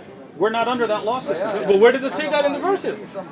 Have you read the rest of the Bible? Go to Exactly. Jeremiah You 31. see that It talks now? about You your see that now? covenant. When I was telling you about the ayah, hold on. When I was telling you about the ayah, you told me I read the verses before it and after it, and when I told you about other ayat, you were like, that's the problem, is you keep telling me you gotta look at other ayat and other hadith and other. I did not. I agreed with you. But I agreed with you. Here, hold on. But here in the Bible, Now you're just lying in about the Bible, I am not. It's on tape. Don't worry about it, bro. That's a good thing about recording. I said you go to the other verse. I said you have the close context and you have the wider context. You go to the entire book. And I said you got the historical So when context. I talked So I about said Jizya, there's all three contexts. so when I talked about Jizya, and I talked about the other ayat and the context from the ahadith and what Umar Khattab did, you told me that's a problem with Islam. It's on tape. It's on tape. You're like, because every time I read an ayat, then you tell me look at other ayat. But when I tell you from the Bible, either you misunderstood me, or I was not clear enough. The point I was making, right? You take a verse. You've got a verse there. Verse sounds clear. Sure. Right? So you'd want to Just like the Bible. Yeah, you'd want to examine the context, examine what the meaning of that is. You'd examine all of that if you're saying, is this something that applies today? Sure. Same thing with the Quran, right? Same thing with the Quran. Here's a verse. Is this something that applied to a particular people or at all That's times? what I and so said. on? Yeah. I've still never gotten to the actual point. The actual point is, so you have passages like, to you be your religion, to me be my religion, or passages about fighting in self-defense if someone is persecuting Muslims and so on. And then you get to things like fight those who do not believe in Allah. So you look at the context. You do, absolutely. The Excellent. problem is when you No problem. try to arrange these, you can go to the Darus Salam edition of Sahih al-Bukhari. Okay. Go all the way to the very end. So book 9 of Sahih al-Bukhari. You have this essay on how to bring these together by what's his name, Abu Humayd or Ibn Humayd. You heard of him? He was the Chief Justice of Saudi Arabia and the Imam at the Grand Mosque and so on. Okay. So it's Ibn Humayd or Abu Humayd. You know, Bukhari was like way before that time, right? Yeah, we're not talking about. We're not talking about. Sahih Bukhari. He makes an attempt to explain how these passages tie together. Which passage are you talking about? The passages of the Quran. Which like one? like 973, 9123. So this is not in Bukhari then. This is probably like a publisher's note. I promise you, I'll make my point. I'm making a point, but you're interrupting before I even made the point. No, I just want to understand. I'll explain that. I'll explain. Okay. So he's taking all these passages and he's basically answering the question: how do we reconcile all these different claims? Because you have some claims where, hey, you be your religion, and to me be my religion. These other passages fight those who do not believe in Allah, right? Okay. And he puts down he arranges things in 4 stages, right? Okay. He says there's a stage where Muslims weren't supposed to fight back. They weren't even supposed to fight in self-defense, right? Okay. And then he says, but then, after the move to Medina, then they were permitted to fight in self-defense if people are persecuting them and so on. So and like then Badr. he says, Well, I'm trying to understand. Badr in Medina. You don't know. I'm guessing. Yeah, I'm guessing he would include Badr with that, right? No. He might include that in stage 3. So stage Badr 2. very early on. Stage 2, it's where Muslims are permitted to fight. Then stage 3 was where they had to fight if they're being Again, attacked. this point. They had to Again, fight. shows your ignorance because the first law of allowance to fight came in Badr. Okay, so the third stage is fighting is obligatory, right? You have to fight in self-defense. And then the 4th stage he puts is offensive jihad, where you have to actually go out and fight and subjugate people, right? Okay. So that's how he arranges those. That makes perfect sense to me. So so here's the issue, right? Here's the issue. We read the Quran verse. That sounds like it's calling to fight, right? Okay. But guess what? You can have all kinds of things and all kinds of books that sound like they're calling to fight. Okay. You got to read them in Like the context. So you have an actual very respected scholar who's putting the essay. Who's this respected son? Abu Humayd, the Chief Justice of he was the Chief Justice of Saudi Arabia, 80s, 90s. No, you're missing. What happened to Shaykh Ibn Baz? No. Dude, you're missing. You're completely misunderstanding. You know who what I'm Shaykh Ibn saying Baz here. is? You're completely You know who Shaykh misunderstanding. Abdul Aziz ibn Baz is? You're either deliberately misunderstanding. Listen. The Chief Justice of Saudi Arabia in the 80s and 90s is Shaykh Abdul Aziz ibn Baz, the head mufti. We'll just look up Ibn Humayd afterwards. Sure. Okay. So let's look up. Go for it. But okay, but Let me finish your point. one. So he says, how do we reconcile this? That's the conclusion that he comes to. That's the conclusion he comes to. Sure. I look at the same passages. That makes perfect sense to me, right? Okay. And so once you have that timeline, then there's basically one more question about how you would apply that. Right? Go for it. And the question is, once you've gone through these 4 stages, are you just in stage 4 and then that's stage 4 forever? So fighting. Why didn't you ask this? Yeah. No. So I'm here to help No, you, bro. the other- You said I'm your favorite sheikh, but you're the won't one. ask. By the way, this is I all got in response you. to something you I brought got up. you. Hold on. Just let me finish. I'm almost done. Go We're talking 30 ahead. seconds, right? So, 1, do these 4 stages apply in such a way that once you've reached stage 4, the other 3 stages do not apply? That's the I got your question. answer. No problem. Or is this contextual? In other words, Muslims who are in sort of a situation like Muhammad was in Mecca, where he's totally outnumbered, and therefore you're not fighting back, would be under that sort of rule. Sure. I can see that, right? So that, as far as why you should not be running around implementing Surah 9, verse 29, I would interpret it because you're more in the situation of Muhammad in But Mecca. you're not a scholar to interpret, so I don't know why you're coming up with your interpretation. I'm giving you his interpretation. No, saying you I are. agree with it. That's And not what he said. That's not what he said. You are giving David Wood are interpreting when you shouldn't. Okay, and by the way, here's the entire point. I gave you more than 30 seconds. Here's the Keep going. overall. Here's the big. Then you respond. Here's the overall entire point. The point is, read the Quran. get all these verses. How do we reconcile them? Oh, here's a good way to reconcile them. Now it all makes sense. Now it all makes sense. But that doesn't look good. Fight those who do not believe in Allah means that once you get in a certain situation where you're the most powerful force, you violently subjugate people, force them to pay jizya, impose conditions on them, and so on, or you keep fighting them until they're not, until they're gone or something like that, right? Okay. So that's what it looks like. And then even with the hadith, with Muhammad saying, I've been commanded to fight people until they say there's no God but Allah and Muhammad is his messenger and so on, that all fits into that. And here's the point. Even if that's completely wrong, even if that is completely wrong, to say, well, you're wrong about that, and therefore you need to go to all these different scholars. You got to go to all these different scholars and consult all these different scholars to figure this out. You're talking about passages that are calling for violence against other people, calling for the violent subjugation of the world when you read them like that, right? And in order to figure out what Allah is really saying, you have to do all these, decades of research. I did not say that. So the problem is, which we always come back to, the Quran claims to be clear. The Quran claims to be clear. We open it. Well, we got some problem on understanding these verses. How do we reconcile them? Well, you reconcile them in a way that constantly escalates the violence. And if that's wrong, how do you know what you're supposed to do? Well, you're supposed to spend a lot of time going to all these scholars, but that means that it's just not clear. So we're not talking about reading the context or reading the entire book. You have to go outside of the book, and then when you get to the hadith, then you have to go to the outside of the hadith, and you have to go to all these scholars. But that is a lot of work to understand who I'm supposed to kill and who I'm not supposed to kill. You know what I mean? Are you done? I'm done. You are done. Now, as I said, you know that I'm not nervous because I let you speak respectfully. And you know you are nervous because you keep interrupting me. So let's see if you interrupt me now. Let's try it now, right? So, now, as I told you from the beginning, the Quran clearly tells you, if you don't know, يَسْأَلُ أَهْلُ الذِّكْرِ, ask those who know. I didn't tell you you have to go and do tens and years of research. All you got to do is go to somebody who is learned, who is scholarly, who has knowledge, and say, Shaykh, I read this ayah, I read this hadith, what is the context? How do we implement it? What verse is that? Hold on.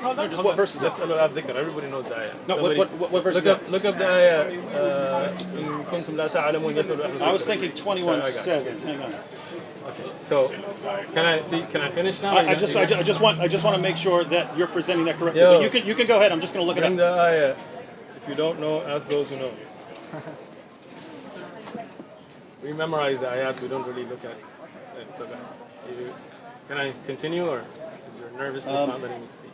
No. right, there I you just go. want to make sure. So as I said earlier, and I continued saying, and you're still not listening, that the Quran gives you the solution from all this confusion, which is, when you don't know something, you don't have to go and study yourself for 10 and 15, 20. I never said that. You put that in my mouth. What I said is you go to the people of knowledge and ask them. So not to Allah. Of course, Allah subhanahu wa ta'ala ordered you to do that. Right? So just like when I asked you about the Bible, you told me read the rest of the Bible, and you told me that this covenant was explained by this, and this by this, and this scholar said this. In that way, when we as Muslims read an ayah, we don't assume from it without understanding the fiqh of it. Okay? That's why we go as students of knowledge to shuyukh, and they spend years, 20, 30, 40 years studying all the texts. But not every Muslim has to. Rather, when you go to the scholars, they, having dedicated that life, will explain to the answer in 2 minutes. If you, David Wood, had just come to me and said, explain to me jizya, then I could sit with you and give you all the different ayat, all the different ahadith, all the different aqwal, and in a few minutes you would have had your answers. But you didn't want the answer, you just wanted to make videos.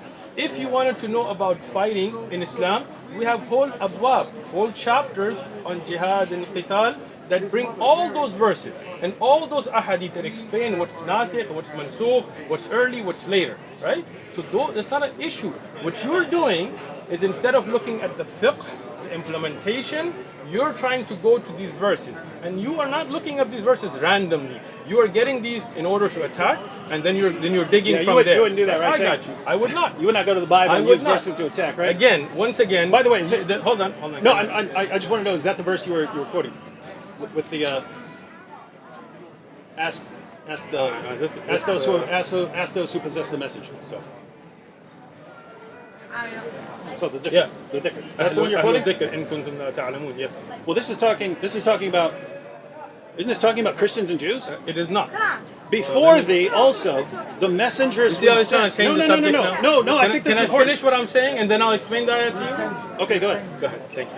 And this is a Yusuf Ali translation? Seriously? You use the Yusuf Ali translation? You don't like it? Yusuf Ali was Ismaili, you know that, right? I believe Hilleli Khan actually says this is talking about Jews and Christians here. Or he says the previous scriptures. So get Hilleli Khan? Get Hilali. I mean, here, look at Musab Khattab here. What's the... Bring it up here. 21:7. Whose one is this? I have no idea. Go ahead. Finish the point. So, let's get back to the point. I can listen and when look up you around. talked about the 4 stages that you're speaking about, which is not in Sahih al-Bukhari itself, you're talking about somebody's commentaries. I know. Right? It's how he's making sense of all of this. Sure. So let me explain this to you. No doubt there was a time when fighting was forbidden, right? And then a time came when fighting was allowed, right? And then the time came that fighting was implemented against certain situations.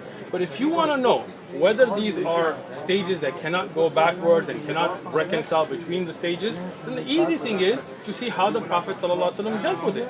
Are there Christians and Jews and tribes that Rasulullah ﷺ continue to have treaties with? Are there those that the Khulafa in the time of Abu Bakr and Umar and Uthman, Ali radiallahu anhum, continue to have trade with, for example from Sham, and they were not being attacked, right? And are those, like in Tabuk for example, where they were attacked, and what was the context of what was going on when they were attacked? What are the rules and regulations of difa'? For example, are you paying attention to what I'm saying? Or you're I'm paying attention. smirking away, right? In difa', I'm smirking, but I'm listening. when you are attacked, for example, there is no need for an amir, right? You defend yourself. But offensive jihad, one of the conditions is that you have to have an amir, a Muslim leader that unites and brings the Muslims together for offensive jihad, right? So, if you're in a time where you don't have such an amir, you cannot initiate an offensive jihad, right? Even though you are past the 4th stage. You understand what I'm saying? For offensive jihad, there are different rulings, different amounts of time to give, certain conditions that are done. And even in that time, there is the ability for the Khalifa to make pacts with people, peace treaties with people. Understand? If you look at Abbasiyya and Umayyah and others, they made treaties with other...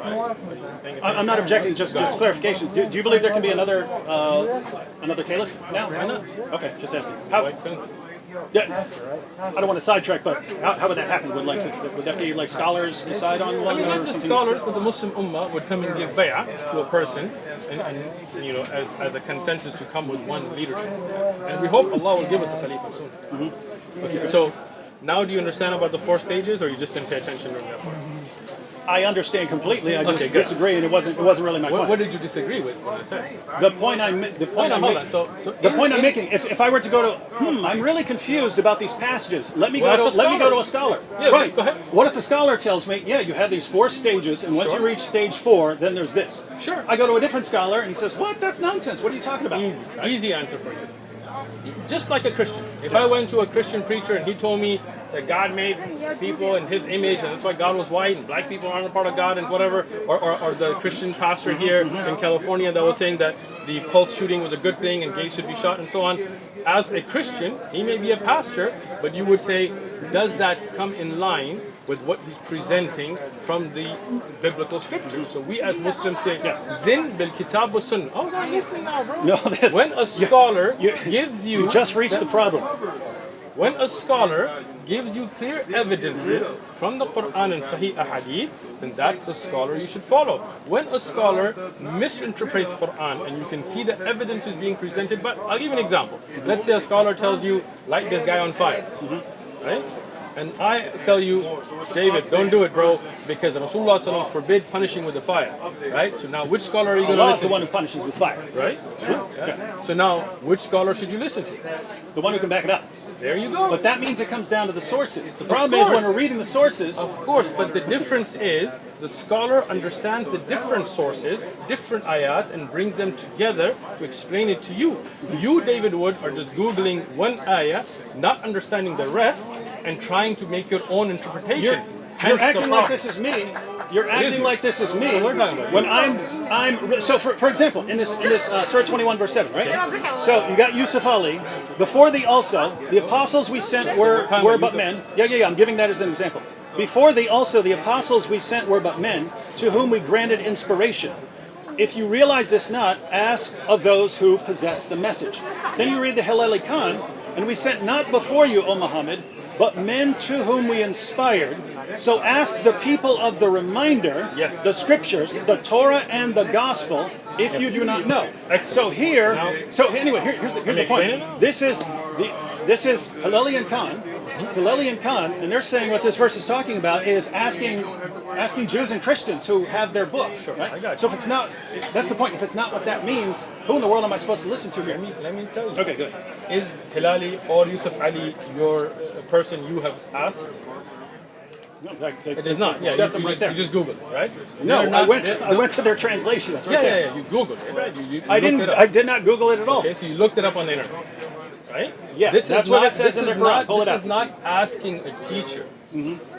This is you, again, going in, looking at one verse and thinking you understand it, right? If you had asked a scholar, then I would have told you, or I'm a student of knowledge, but a scholar would have told you that this ayah, in the explanation from the Sahaba themselves who were there, explained that no doubt that the people of Scripture had a knowledge about Rasulullah sallallahu alaihi wasallam, and that's why many of them became Muslim.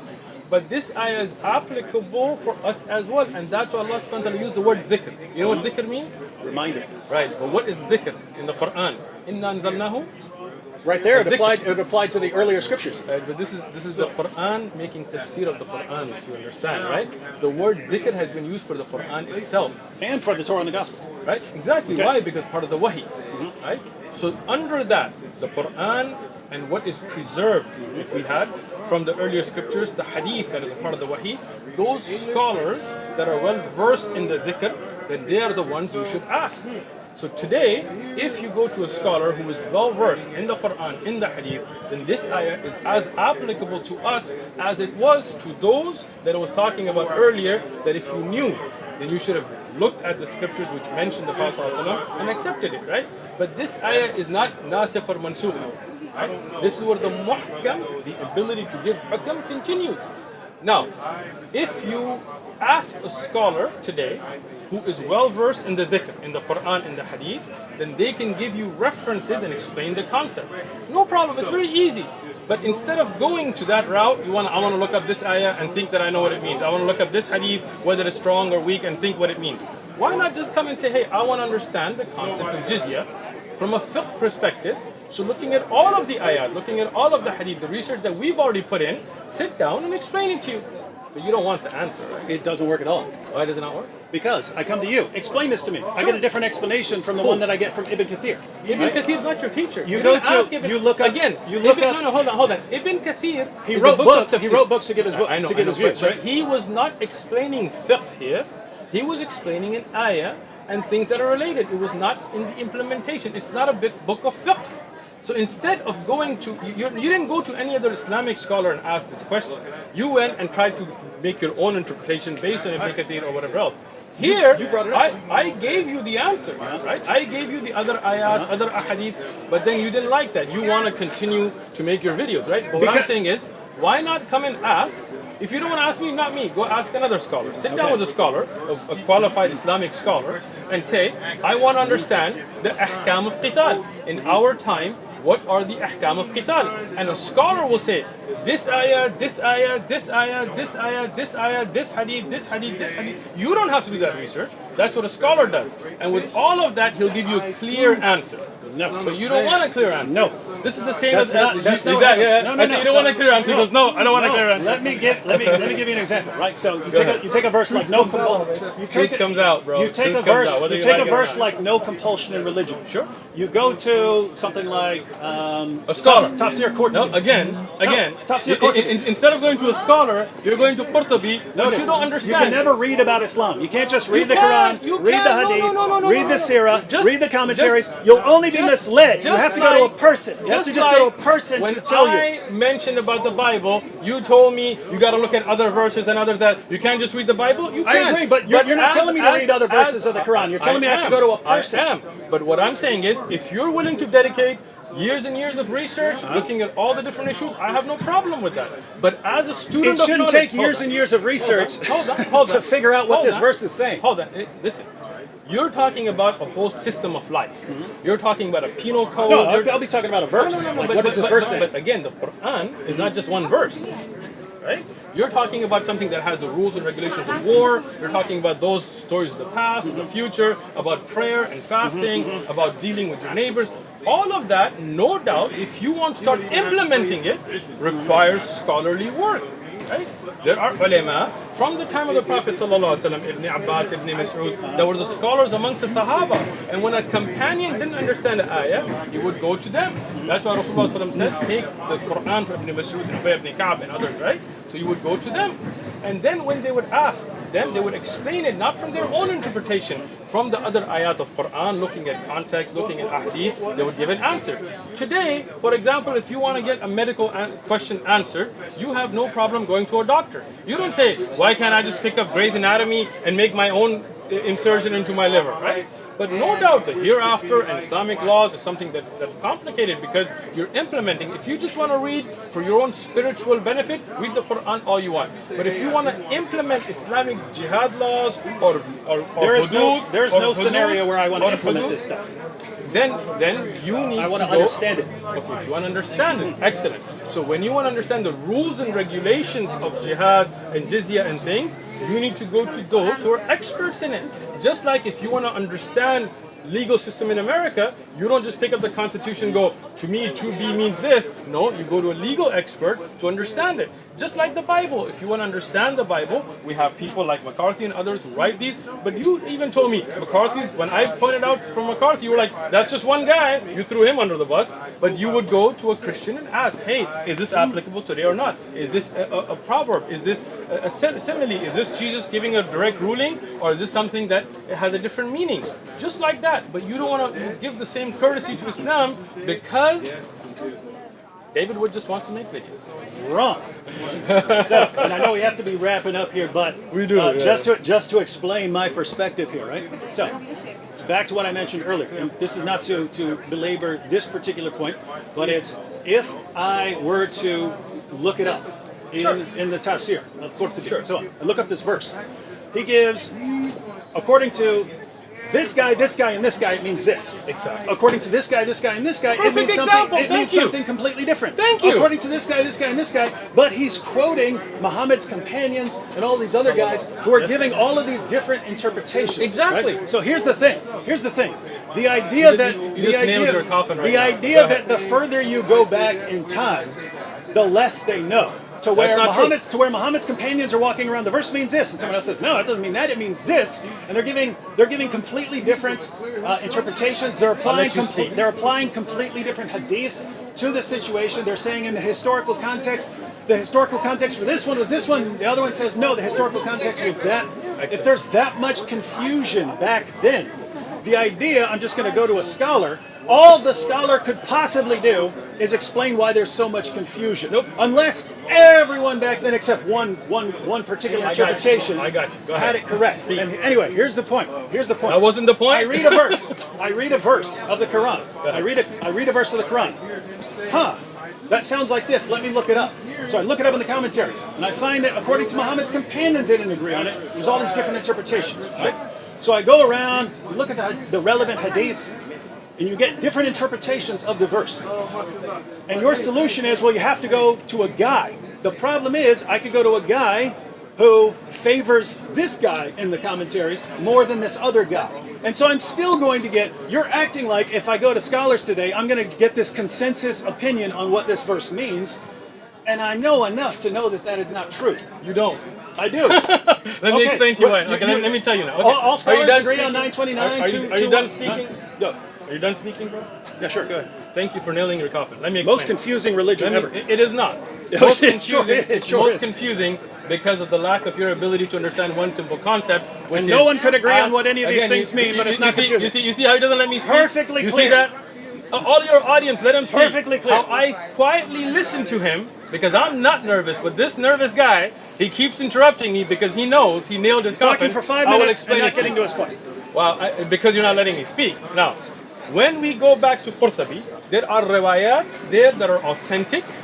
There are riwayat there that are da'if, that are weak. So this is the job of scholars. Qurtubi, Tabari, Ibn Kathir, they collected all of this. Tabari, many of the riwayat he collected, he himself says this is weak. Ibn Kathir as well. These are jami' tafasir. These are tafasir that put together the bigger picture for scholars to go and look at research. But the problem is David Wood is too ignorant to understand. I'm a horrible, evil person. Let me finish. Who gets confused when I get 10 different interpretations of the same verse. Let me finish. When you look at 10 interpretations, the reason you're confused because you don't have enough knowledge or enough sense to ask a scholar. The scholars, what they do, like my teacher, Shaykh Abdul Salam, he has a book of tafsir where he brings those interpretations and says this narration is da'if, it's weak. This is why it's weak.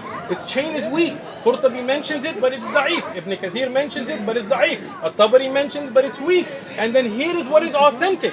What you should have done is started with a simpler tafsir, like for example tafsir Sa'di, which only gives one opinion. He does not give all these other opinions, which many of the I want to scholars... know all the opinions. Excellent, but then you are not qualified enough to know the weak from the strong, right? Do you know Ilm al-Rijal? You don't, because you don't. Do you? If you're saying that Muhammad's companions. Again, you're saying this. We're getting this wrong. You're saying this again, We're getting this and wrong. I've explained this. That is not that the Muhammad's companions sallallahu alaihi wasallam are wrong. It's because many of those narrations are weak in their So chain. people were lying about them. They were not lying. Again, They weren't lying. There is a They're difference. not making them up. There's a difference between kadhab, a lie, and a da'if hadith, right? But when something is not authentically established, we don't rely upon them. You understand? It's not that the companion is lying. It's that people make mistakes. People like yourself. It's a lot of mistakes. People, you make more mistakes than them, so don't get carried away. You took. I don't think so. I don't come up with 10 different interpretations of a single verse. You took Ibn Abbas's narration of one ayah and plugged it somewhere else, right? No, I didn't. Muslims did. No. So they made a mistake. Who made that website? You don't know. You're the one that told me You it's a don't Shia. know. You told me it's a Shia website. Because of the name, right? And Its conspiracy theory is that it's actually atheists. Listen, I didn't make that claim. It could be. But you're making a claim it's Muslims without knowing. This is your false assumption, right? But that ayah has not been explained by Ibn Abbas. You falsified that by misreading a website. Now, like that, there By are other trusting people, these guys. by trusting somebody you don't know, So which is funny. Qurtubi Anyway. is making the mistake of trusting all these different commentators. No. But Again, notice, once if again, notice, no. If Once there's again, 10, no. if Let me there's 10, finish. if Let me Qurtubi finish. gives You see- if Qurtubi gives Fair. 10, if Qurtubi gives 10 interpretations, and these are all traced back to Muslim scholars, right? If he gives 10 interpretations and 9 of them are wrong, Sure. that means but- means that the false information and the mistakes are massively outnumbering Let me explain this again. the truth. When there are 10 narrations, there will not be 10 different opinions. It will be one will say, for example, it's Makki, one will say it's Madni. One will say this is for this ayah, this is for this ayah, right? So it's not like there are 10 different interpretations, but there may be weak narrations. Qurtubi, Tabari, these are research level books. These are not supposed to be just for people like yourself who don't know Sahih from Da'if, that go and think they know. So I can't go read those books. I can't read the Quran because I misunderstand it. I can't read the Hadith. I'll just misunderstand it. I can't read the commentaries because it's too advanced. Read the Quran all you want. Read the Hadith all you want. But when you don't know, ask those who know. That's why you should have a teacher. That's why you should have shuyukh who dedicate their life to understand what is strong from weak. Because what happens when you don't, like Christianity today, when you get 3 Christians, you get 4 different Christian beliefs because everybody wants to make up their own beliefs. Now he's attacking right? Christianity. No, I'm giving an example to understand, right? But in Islam, alhamdulillah, Allah protected the Quran. One, with the Arabic language, so we can learn it and understand it, so we can know the meanings of words. can't know it. Yes, we can. Secondly, we have alhamdulillah the Quran that explains the Quran. We have ayat that make tafsir of ayat. Alhamdulillah. There are things where there are clear, sahih, authentic ahadith from Rasulullah sallallahu alaihi wasallam that explain the ayah. There are authentic narrations from Sahaba and Tabi'un and the ulama of Islam that took these, right? They But can't the even agree problem- on the the meaning of a problem word. is that they do. The problem No, they is, don't. Let me finish. I'm saying no, they don't. Let me finish. Right? When you look at the meanings of words, Jami' tafasir will give you everything that is reported, right? But no, for example, no scholar in Islam says Qul huwallahu ahad doesn't mean that Allah is one. Right? No scholar does that, right? Rather they come to a consensus, ijma', and much of tafsir is bil ijma', is by consensus. And kutub of tafsir explain that. But your problem is you don't want to ask somebody who knows. You want to go and read here and read there, misunderstanding those ayat, It's and too then try to confusing, man. implement it. It's It's very too simple. confusing. Very simple. The most confusing Ask religion out the there. people of knowledge. Is that difficult for you? Well, let me slow it down. Ask the people of knowledge. And You if have I sign go, language? You want me to do sign language for if you? I go to कौन सी Maliki, ज़बान if I go to बोलो a यार? Maliki Urdu scholar, बोलो। I go to a Maliki scholar, a Hanafi scholar. You think Malikis and Hanafis have difference in tafsir? That's how ignorant you are? Whoa, whoa, whoa. So, well, you're the one talking about implementation. Yeah. So if you're talking So- about so- executing apostates, Excellent. they do have differences. They do. What's the Maliki opinion? The Can you name me remember- one Maliki fiqh book? listen. Name one listen, Maliki listen, fiqh listen, book. listen, You will listen, win listen, right now. listen. Name one I Maliki think- fiqh book. Look, I think you're trying Name to deceive one everyone. Maliki fiqh book. Just one. Let me break this down. Name to me one Maliki fiqh book. Not the point. You can tell me if I'm wrong. He doesn't know. You tell me if I'm wrong. He doesn't know I a single. don't Okay, remember name whose interpretation me. I went. Name Notice he me just one- dodged this. No, I'm not. I'm not. just I'm dodged this. showing your ignorance. Am I right Name or wrong? me one Shafi'i fiqh book. Just answer Name me me if one I'm right. Hanafi fiqh book. I can't. Name me one I- Hanbali fiqh book. I- Name me one Zahiri fiqh book. Dodging the You issue. don't He know a knows what the single issue's coming. fiqh book's He name. knows what the issue is coming. He knows what the issue is coming. Go ahead, bring it. You go to one of these schools. Okay. It says that if you're going to execute someone for apostasy, Okay. you have to give them a waiting period, Okay. a certain number of days, right? All 10 of days them or said something that, like that, but right? No, some of them say you don't have to.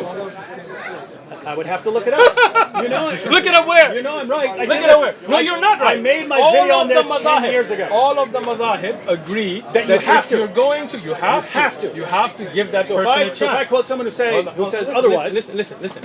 don't they disagree listen. as well on whether female Listen. apostates are to be Listen. executed or Listen. not? Let me explain Is this. there a disagreement among the let four me- schools? let me Is there a explain. disagreement among the four schools Let me on whether explain. female apostates are killed like male apostates? Not mu'tamidan, right? But you don't even know what that means, so I gotta explain it to you. okay? Explain it.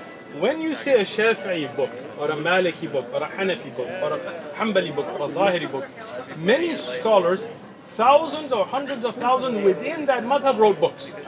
Many of them were wrong about things. Many of them Scholars got it wrong? Scholars, yeah, people. Man, Oh I'm man, glad I didn't go to Oh, those scholars. I'm glad that you think that Christian scholars never get anything wrong, right? I'm glad I didn't go to those scholars. Gotcha. I'm glad Gotcha I'm again. glad I didn't go to those scholars because the Gotcha only again. place you So- can so go you're to telling understand me- what the you're Quran telling- is you're saying telling is to me a scholar, Christian but they'll scholars- give you a different Listen, interpretation. You're saying Christian scholars never get anything wrong? Christian Bro, it's scholars over. get It's all over. kinds You're of things. done. Wallahi, you're done. If you have a Wallahi, verse that is you're done. commanding me how to act in the Like, world, Christian scholars never get anything wrong. Is that true? no. Well, I'm glad I didn't go to those scholars, right? Look. He's, Oh, come on, he's man, interpreting. you're done. You're interpreting. Now, let me you're explain the interpreting. point Hang to on. you. You're interpreting me as saying that Muslim scholars can get something wrong. Shame They on can. me because I wouldn't. No. Muslim scholars can. absolutely not. I'm saying when if you're claiming. You're acting like there's this consensus. You pick a scholar, On you go to certain a, issues, you go to on a certain scholar. issues there are ijma.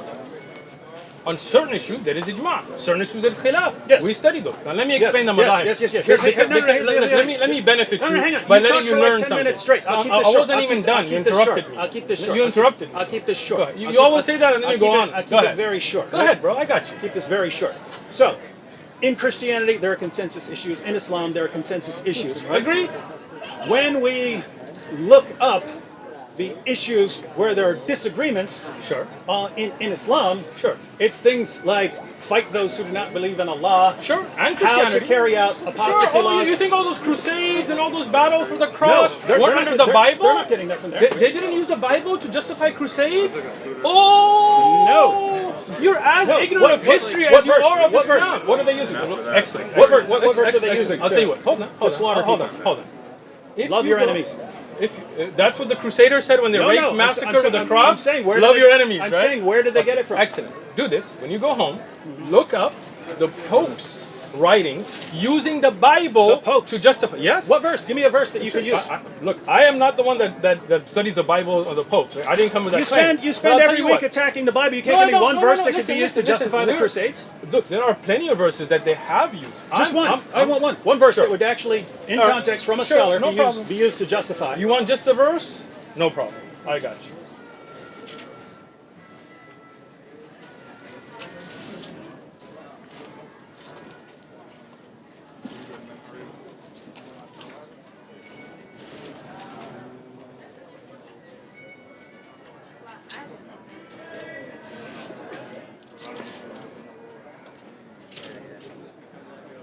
Unlike you, I don't Google things. I look up the actual books. It'll take me a minute. I'm waiting. You're in the wrong section. No, I'm not.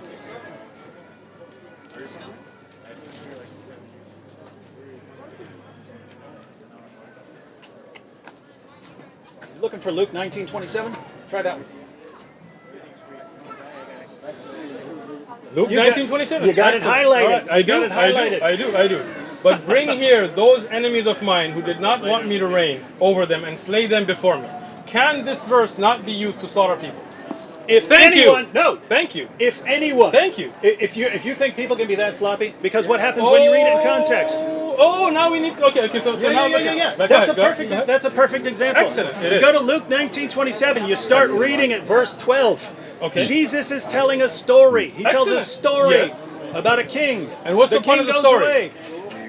To give you a lesson. No, it's to use the sentence. The story is not to give you a lesson. It's And not- this is it's not a command. And why? Listen, when you have It's the king in such the story trouble- who says I this. got you. Okay. But when you give stories, you are giving your disciples a lesson. And if you're saying that no Christian has ever used this verse, Show me one. sure, we'll look it up. You would have. We'll A look it Christian up. would have to be the biggest idiot in all of history. There are plenty to of big read a idiot story. Christians, bro. To read a there story. are plenty of big idiot Christians. You know that. Okay, You know that's that. true. But we're not talking about that. Thank you. Yeah. Hitler quoted Bible verses in his speeches. Is that not true? Yeah, he also said he preferred Islam to Christianity. But he did quote biblical verses True. to Is he- promote is his he a- genocide. is he a So scholar? are there Christians? Is he a scholar? Are there Christians who use biblical verses to massacre and kill? You have just proven yourself to be wrong. Thank you very much, David Wood, for coming out. Have a good Absolutely trip. not. You were talking about consensus of scholars, and you name a bunch of people who Look, aren't scholars. look. Following what said, any random person who picks up a Bible. You said that a Muslim who just picks up the Quran can misunderstand these ayat. I agree. And I told you that the same is true for the Bible, and you said, show me a verse No. that a Christian could pick up and read and misuse it to kill people. I showed it to you, Absolute and nonsense. you admitted on No. camera that No. a person who believed in Jesus, according to his own admission, Any literate person Hitler who reads that used them. sees that it's Now, a story. He go home. literally starts. Go home. The passage literally starts with, and he told them a understand. parable. But there are Christians that you will find Where? that have taken. Sure, we'll look it up. When you go home, look up the A Pope. Christian quoted 1927. Hold on, listen. When you go home, look up the Pope's writings to justify the crusade. And look at the biblical verses that were used. How's that, Dave? I'm still waiting for Are you one. going to look it up when you go home? The Pope's writings to justify You the look it up. crusade. Send me the verses. Okay, let's do it. Send me the verses. Send me the verses. All right, and if you find them, you're going to admit that you were wrong. If you. No, you're still not understanding the point. You're talking. If I find you what you're asking for, will you admit you're wrong? Yes or no? It's a pretty simple question, Dave. If you show me, if you show me That popes use the Bible to justify massacring people. not the challenge I issued. Not the challenge I issued. Why not? The challenge I issued was you have all of these disagreements on things like carrying out apostasy laws and things like that, right? Among scholars, If I among find schools you of thought, Christian among scholars schools of thought that have used if you biblical have- verses to kill people. If you have How's that? no, you have to show that there's disagreement. You have to show that there's actual So you disagreement. mean there's agreement that you should kill people on those verses? No. So I'm assuming if somebody misunderstood it, like the Pope, that there are others who would disagree with him. Not? No, you're, No? you're still not getting the situation. If you, All right, if I find some you the pope, here, Pope- give me an Okay, example. go ahead. If some pope said the reason we're going to go kill people Muslims. is because Luke 19:27 Sure. says it. Okay. Right? Okay. Reading the passage would show that that guy's an idiot who happens to be pope. Right? The same thing with any scholar. All right. Reading Surah 9 verse 29 in context and saying fight those who do not believe means that at least once you reach a certain stage in society you're supposed to fight those who do not believe in Allah, and you read the commentaries. If the- Someone concluding that Sure. is not an idiot. So if a you don't have to be an Christian- idiot. if a Christian That's the point. sees- There are reasonable Let me interpretations of explain. these. There's no So reasonable you are saying- interpretation. You are saying that if a Christian scholar takes that to be a problem and say the lesson here for us to learn is that you kill those that didn't want you to reign, and that's why we're going to kill those Muslims, Spanish Inquisition and all of that were supported by biblical verses by Christian scholars of the time, right? If I prove you that, will you admit you're wrong? You did not listen. still won't. You did not Still listen. won't. You did not listen to anything I just said. I did. But you If just don't a want to pope- admit because no, you know I'm no. going to prove it. If a you pope- know I'm going to come back with Wrong. evidence. If a pope were to quote 1927, when the context shows there is no possible way Why to not? interpret it that way. Why not? He What would if be the an Pope idiot. feels, Keep in mind, as a scholar, the same thing. If feel- a Muslim scholar quoted some verse Exactly. and completely destroyed the context, and the next verse destroyed him, right? Exactly. That's not what we're talking about. This is not the next We have verse. not- we're not talking about this that is at all. The issue, right? This is the issue.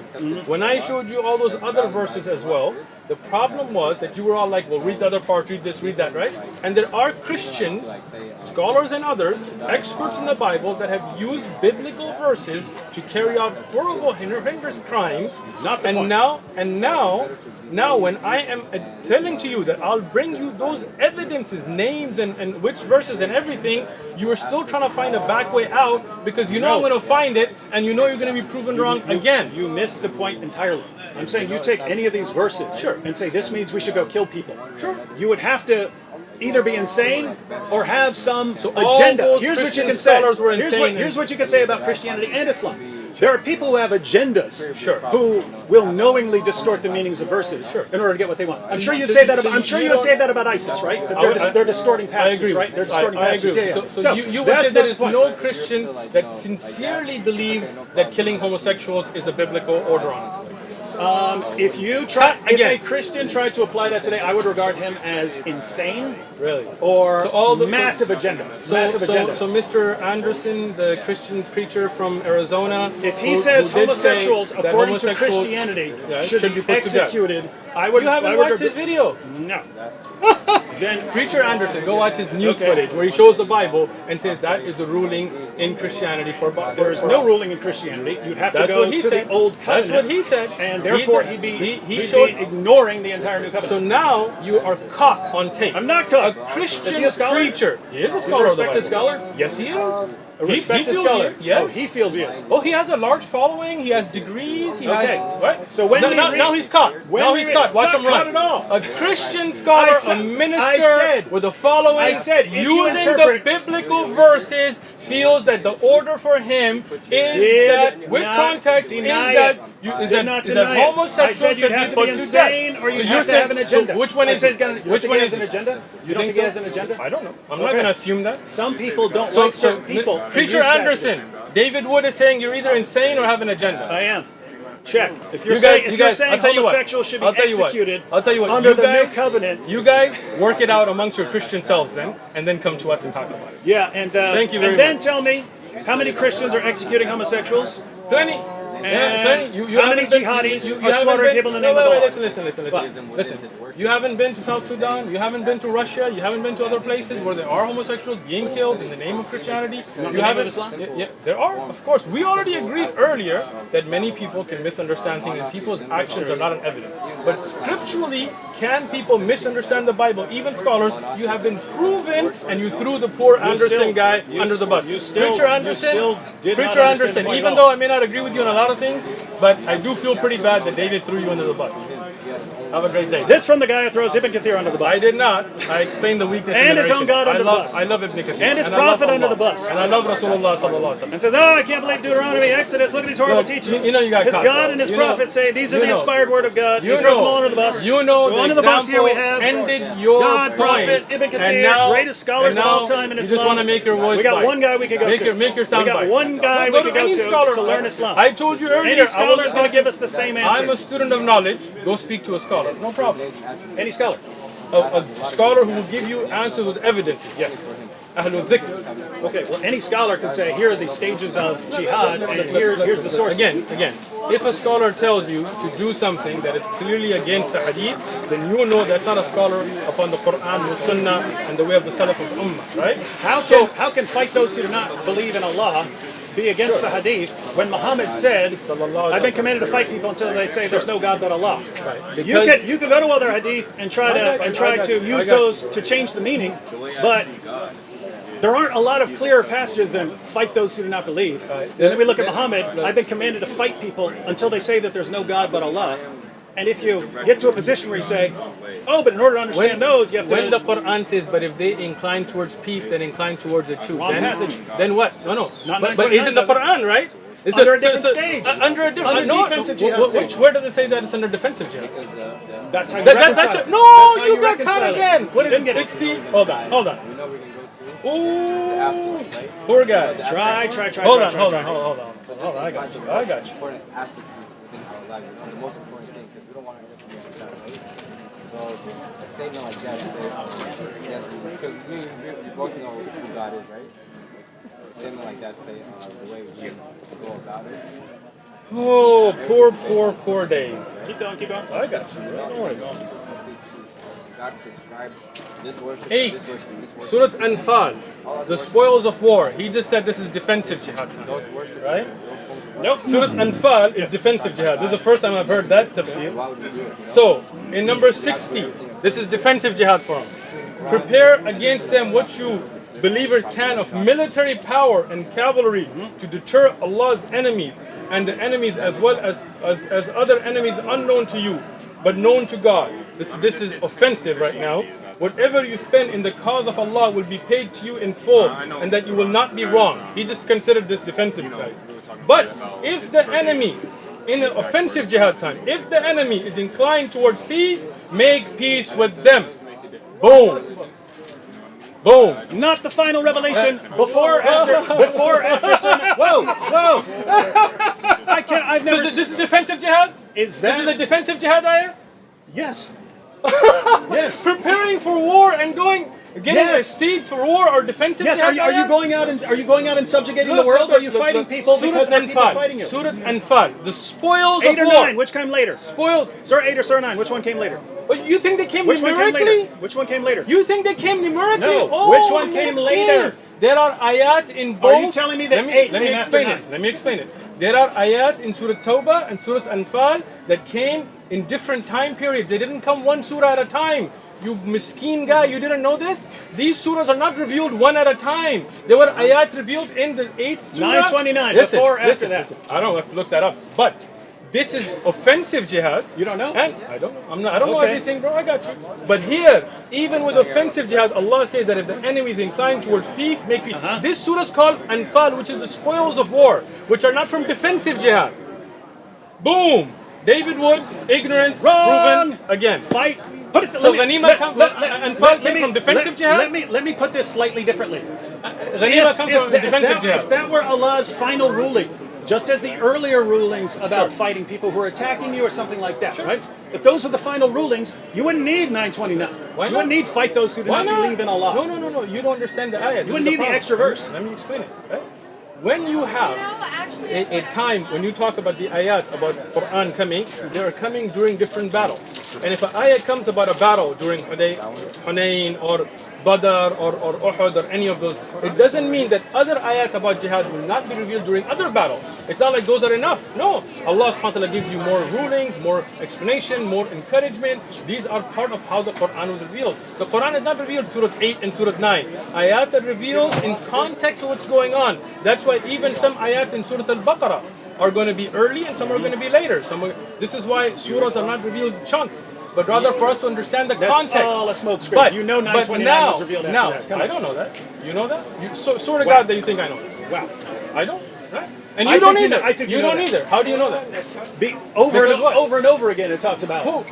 How do you know that the surah in the ayah in Surah Tawbah is after that of Anfal? Give me evidence now. You don't. You don't Here you know. go, I just do you happen know? to have How it do with you know me. that then? You're You saying- don't know. You're saying that's before the revelations in I 929. said I don't know. Okay. I have to look at the Asbab check it out, al-Nuzul. check it out. But you said you do know that, so I'm asking where's the evidence for you knowing that? You've got none. Zero. Zilch. None. And I None. won't be able to look it up, right? No, tell me. Go ahead. Look it up. How do you know that already? You said you know that already. So Surah go ahead. 9 is the last major surah revealed. Man. Surah 9 is the last major surah of the Quran revealed. He doesn't even know the ayat and how they were revealed. What's the last ayat revealed in the Quran? 100 and... Oh wait, no. 100. I thought you were saying the last chapter. It's the one. Your religion's been completed. It is not. Miskeen. He doesn't know. See, this is the problem. You guys need to know. This man doesn't know about Islam.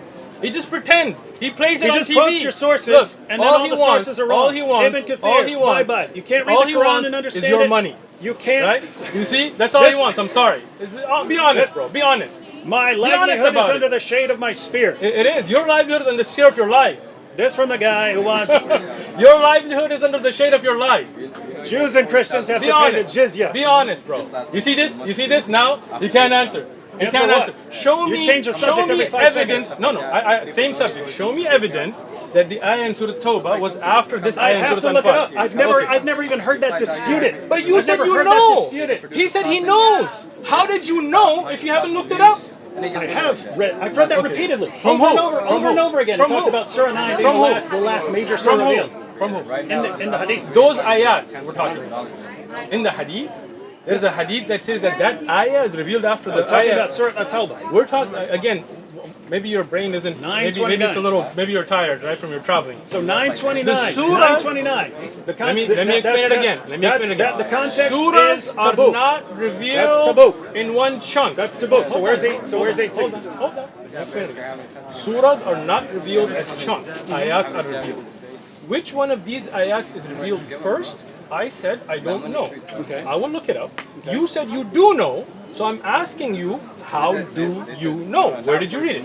I'll have to look it up. Okay, so look it up because you don't know then, because you don't remember. You If didn't you're know. saying Okay. if you're saying that was revealed before Tabuk, that's I'm very gonna, very I'm that's gonna very say this for interesting. the 6th time now. I said I don't know. Right? I don't speak without knowledge. I don't just Google stuff and think I know. Right? So we would have to look that up. But the hukam that when somebody inclines towards peace, you do as well. You see this implemented in the life of the Prophet ﷺ, even in the later stages. You see the Khulafa, the Abu Bakr, Umar, Uthman, Ali radiallahu anhum, making contracts, making deals. You have the Abbasiyya and Umayyah. You go and read your history books, right? You see them making alliances with non-Muslims. So you understanding the context should have understood that no doubt the hukam that if somebody inclines toward peace, you do as well, is applicable. But you didn't know that, and you don't want to know that. Because the scholars I read Which said scholars? it doesn't work. Abu You Humayd. don't know. Abu Humayd. Abu Hamid didn't talk about these ayat, bro. You're putting that into somebody's mouth. He was talked about talking the commands a to general- fight and subjugate Was he being the talking final about these revelations. ayat? These are the final He revelations. was talking about these ayat in Tawbah and Anfal. He was not. 973, 9123. Yeah, yeah. Those were the two talking about ayat he's those. talking about. You're lying on Abu Hamid. Bring the book next time. Okay. We'll look at it. You can look it up if you have the Dar es Salaam edition of I have Bukhari. it. I have it at home. Yeah, just go to the end. He's got this whole thing on jihad. Okay, I'll bring it with And me. understanding it in context. I'll bring it with me historical next context. time. Cool. And we can look at it together. Yeah, we How's can that? see if it's right. Cool. That works. Maybe. You will become Muslim. No, maybe we can. Maybe one Maybe day we we- can actually get to this. Because Look, that's bro, why I came. you- Look at this you- thing listen. getting all raggedy. I know, man. Because I carried it out here 50 times. Take a new one. And still can't find what this is. I already grabbed the new one. I grabbed the new one. Listen. You came here, you brought up a subject, I humored you, right? And I went with you. Don't try to act like I didn't. You did. If you had come here No. and you didn't bring up Jizya and you brought this up, I would have addressed this. Not a problem, right? When you come and you bring up a subject, I didn't bring that up. You said you wanted to talk about Jizya. Oh, bro, now you were I on came camera. here. I you asked showed you. me a tweet. I asked you that because Right. people keep sending it to Exactly. me. I asked you. So that was it. So you that was brought, it. So who brought that up? You did. I did. You answered. And We're then done. I said, we were done. I said, watch the video when you go home. I said, do you want me to explain it to you? And you said yes. did not know And that Jizya would be a 2-hour conversation. Well, that's your lack of understanding, bro. These are deep subjects. We teach whole classes on them. It's too bad the Quran just couldn't be clear the first time. The Quran is as clear as it gets. It's too bad you're too ignorant to understand it. As clear as it gets. Let me So say that all the this to you. scholars got it wrong. Again, once until again. we get to once again. Shaykh Uthman. Once again. Kathir I got it never wrong. said all the scholars got it wrong. I never said they come to me. I said go to the people of knowledge. And Dave just has some issue I don't know who else to trying go to understand besides it. No problem, come to me. That's what I did. So when I explained to you then, instead of understanding, you just wanted to debate. To be honest, right? when No, I if you explain- say something if that I read explain to you- that seems false, it doesn't seem to fit with the Quran or the Hadith or Ibn when Kathir I or someone gave else. you, when I gave you I'm other, inclined to when I'm I inclined gave to you bring other, that up as an objection. When I gave you other ayat, Come on, other ahadith, right? we're not your dimmies, dude. We don't just sit here and you give information. We just sit there. Yes, whatever you say. Okay, don't hit me. We're not like that. You know what I mean? Listen. You say something that's wrong. Listen, I'm not your slave from the Bible either, where you're gonna hit me with a rod and try to kill me, and I'm not your dad, so don't go there, right? Your prophet said. Let me take this back. Look, listen. Your prophet said, believe that. My prophet did not say believe in beating your slaves. You're lying on Your my prophet, prophet as affirmed. you have said. Your prophet, in fact, stop. no. Your God, Surah 5, verse 43. The Jews, 5:30. 543 of the Half an hour Quran. past The now. Jews come to Muhammad to settle dispute, and Allah says, why do they come to you when they have the Torah? They're required to judge by the Torah. If anyone fails to judge by what Allah has revealed, they're no better than those who rebel. You go to the historical background from that verse. Muhammad is set up as the judge. He says, bring me the Torah. They bring him the Torah. He puts it on the judgment cushion, says, I believe in you and in the one who revealed you. He's talking to the Torah. In Ibn Asad, the Jews come to him and they say, do you really believe in this Torah that we have with us? He says, yes, I do, but you've broken your covenant. Over and over again, he affirms the inspiration, preservation, and authority of the Torah in the possession of the Jews. According to the Quran, Jesus affirmed the Torah that he had between his hands. So everyone's affirming the Torah, and somehow we don't believe in that Torah, even though all your books here are quoting the Torah. Are you done? Your tracks are. Are you done? So Allah says, believe the Torah. Are you done? You see this? He doesn't want me to speak. Muhammad says, believe the 'cause he Torah. knows. Right, when Allah says in the same surah earlier, this is the problem with context that you don't worry about, right? Is that those are people also that wrote things with their own hands and attributed to Allah. Same surah? Let me finish. Same surah? Same surah. Which surah? Bring it. I just explained it to your other little Christian friend. Which surah? Here's the Quran. Here's the Quran. I quoted 543. Same surah. I got you, bro. Relax. They wrote it with their own hands. Yeah, let me use a better translation. I hate using all these translations. Give me the. What happened in the Quran that was sitting?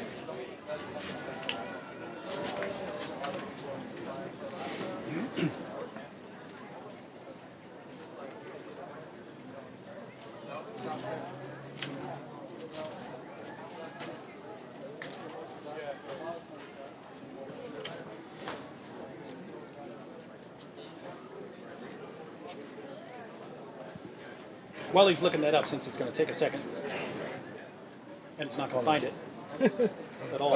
Hold on. You're looking for Surah 279, but that's a different chapter. So 543, Jews come to Muhammad to settle the dispute. Allah says, why are they coming to you when they have the Torah? So apparently the Torah is the judge that they're commanded to judge by. A few verses later, Christians are told to judge by the gospel. People of the gospel judge by what Allah has revealed therein. Next verse, Muslims are commanded to judge by the Quran. So you get this different perspective, that the different groups have their different revelations, and they have to judge by them because all those revelations are from God.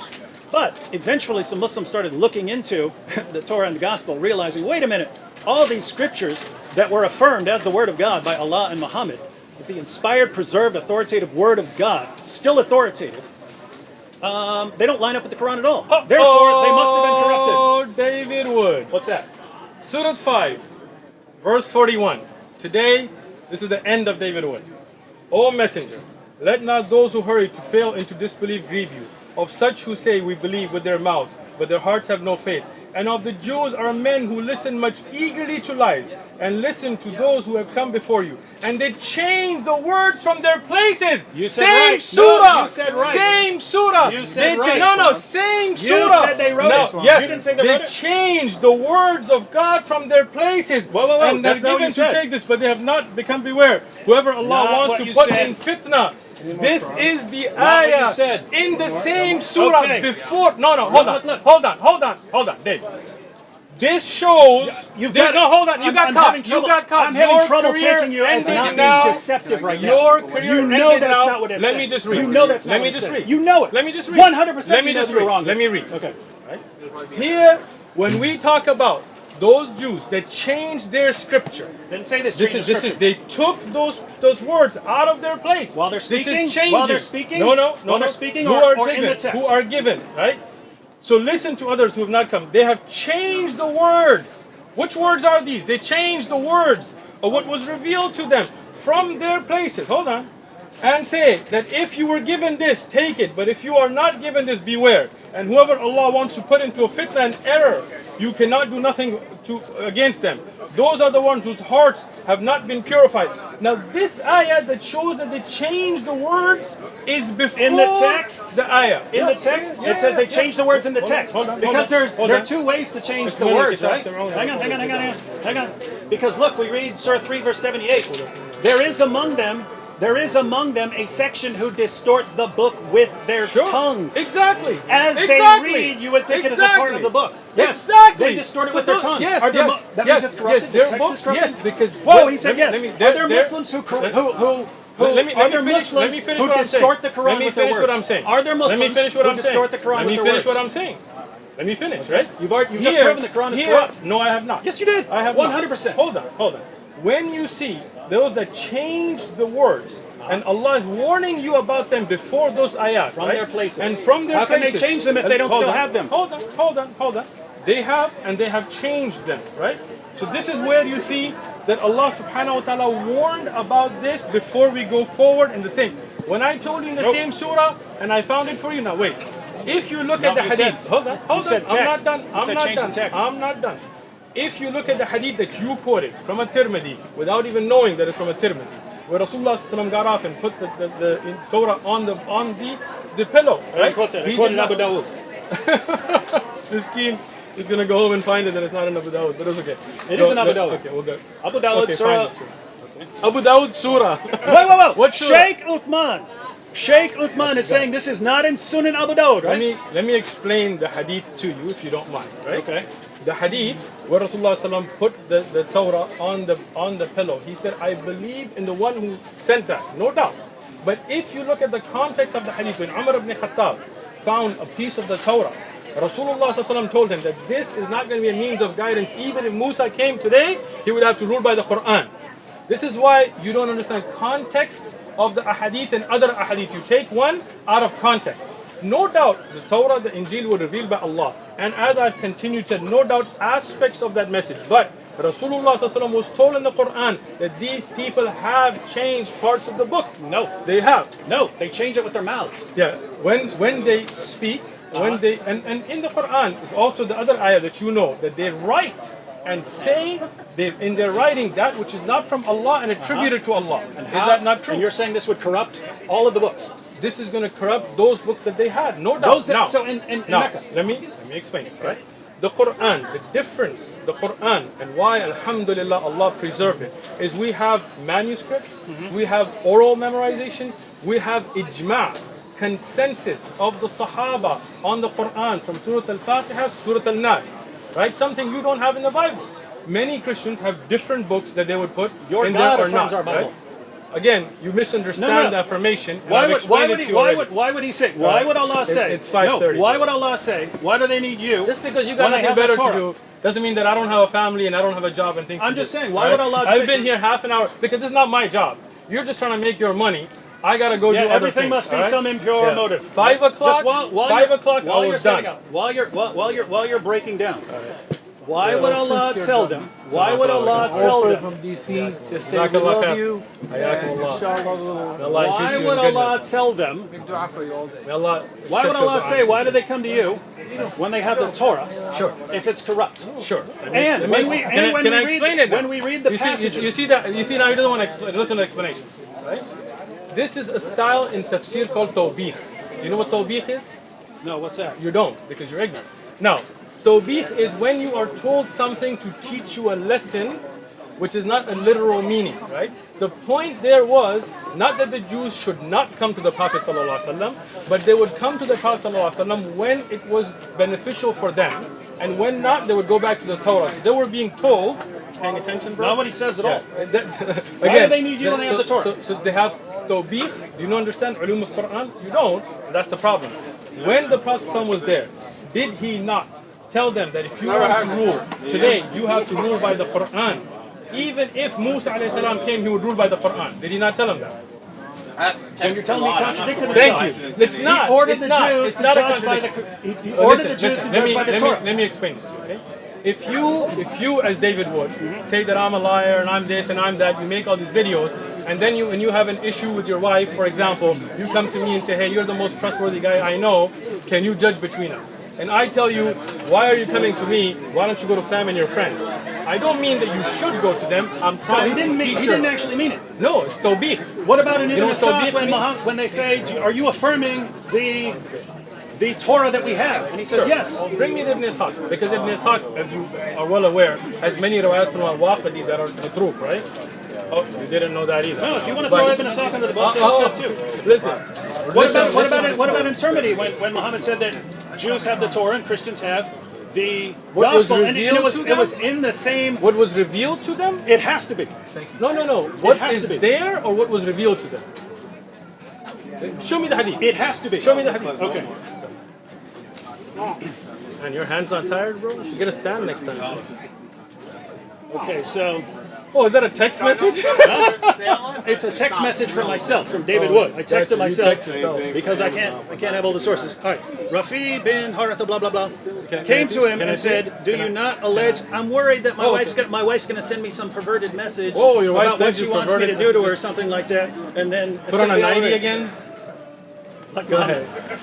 He put a Said- show on, wasn't a 90. You're so Came to ignorant, him you don't and even know that. said, "Do you not allege that you follow the religion of Abraham and believe in the Torah, which we have, and testified that it is the truth from God?" He replied, "Certainly, but you have sinned and broken the covenant contained therein, Exactly. and concealed what you were ordered to make plain to men." Notice, Concealed from that's the exactly, book. Change the doesn't verses. say the Concealed. book. He doesn't. What do you broke conceal? you broke. Okay, What do you conceal let's then? Go, let's go to the He other just, one.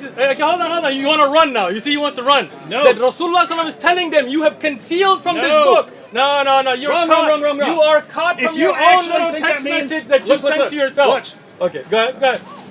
When I tell you, if you come to me and I say you have concealed from this message, do I mean that you have the preserved message? No. So if ISIS jihadis come up and they say, "Here's what the Quran says," Sure. and it's not, then they've corrupted the text. They've changed the text. Then I will tell them you don't understand the text. But if they go and they change the Quran, which they have not, but if they went and changed it, then I would say you're concealing the message, and I would not believe in what they have. And if they All right, bro, listen. quoted passages and changed the order in order to I've destroyed you like deceive, repeatedly. Like you I have feel not. bad for you. You're People throwing can watch your the own video. God and your own People your can own watch the prophet video, under the bro. bus. But it's a little late. I got a family.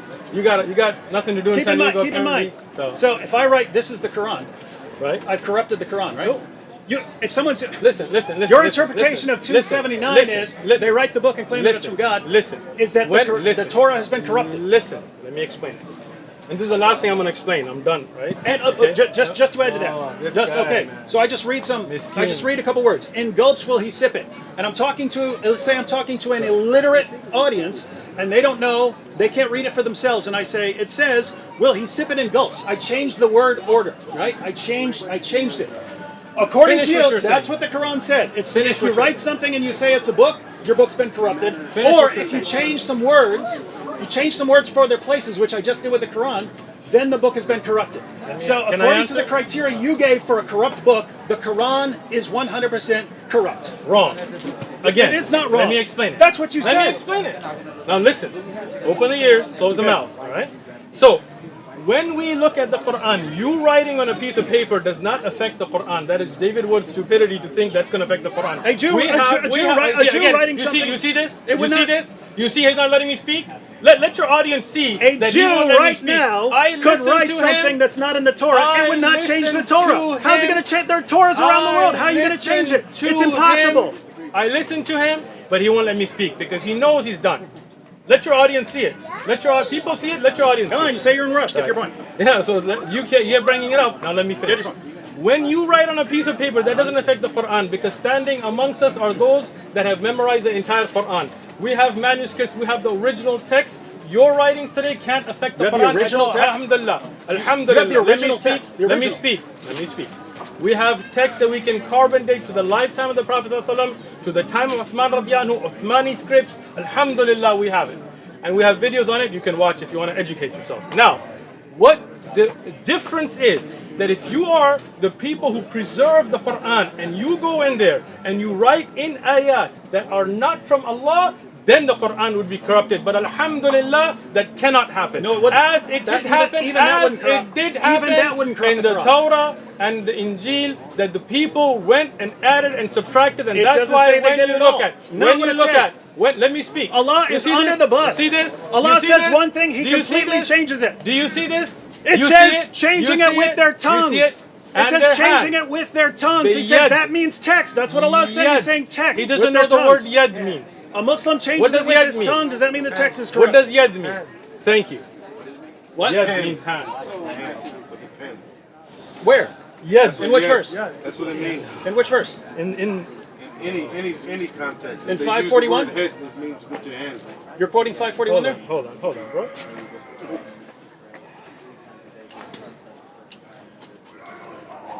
Are you going to Surah 279? I am. Oh my goodness. Of course. Hold on. Wait, Hold are on. we gonna look at the? finish. Are we Let gonna me finish. Let me finish. Are we gonna look at the commentaries? No one agrees with you. Hold on. I But appreciate what nobody do, agrees with me. what do they know? I'm just gonna show you something. Come here, Muawiyah, come here. This is the last point I'm making. I'm out, okay? Read this word in Yes, Arabic. we know it's hand Read the word. in 279.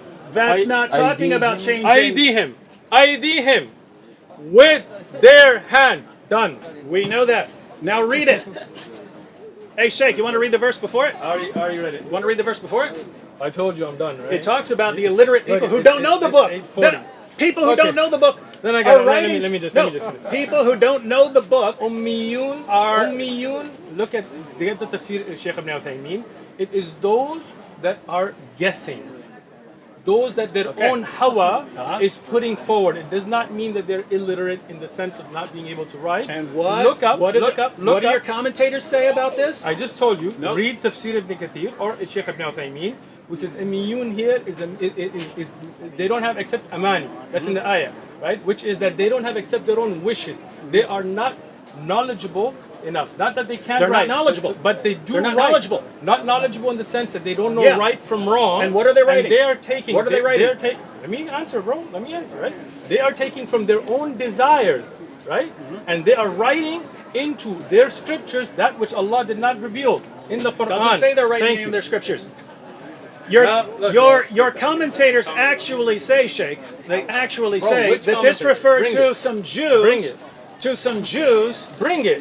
who Let's wrote talk a about it. false prophecy about Muhammad in order Bring- to lead people away from the true prophecies Bring about it. Muhammad. Now this raises the question. Okay, bring it. How would a Jew? You see this? No. He's just how talking would- to you now. How would? Because you made the point. If I wrote something that was the Quran here, this is why I said no. Even if you added something into the Quran, It would you not would be not corrupted. change the Quran. I'll tell you it why. would not, because there are Qurans around the world. Now, Because people have if memorized the if entire a Quran. If a Jew in Medina Sure.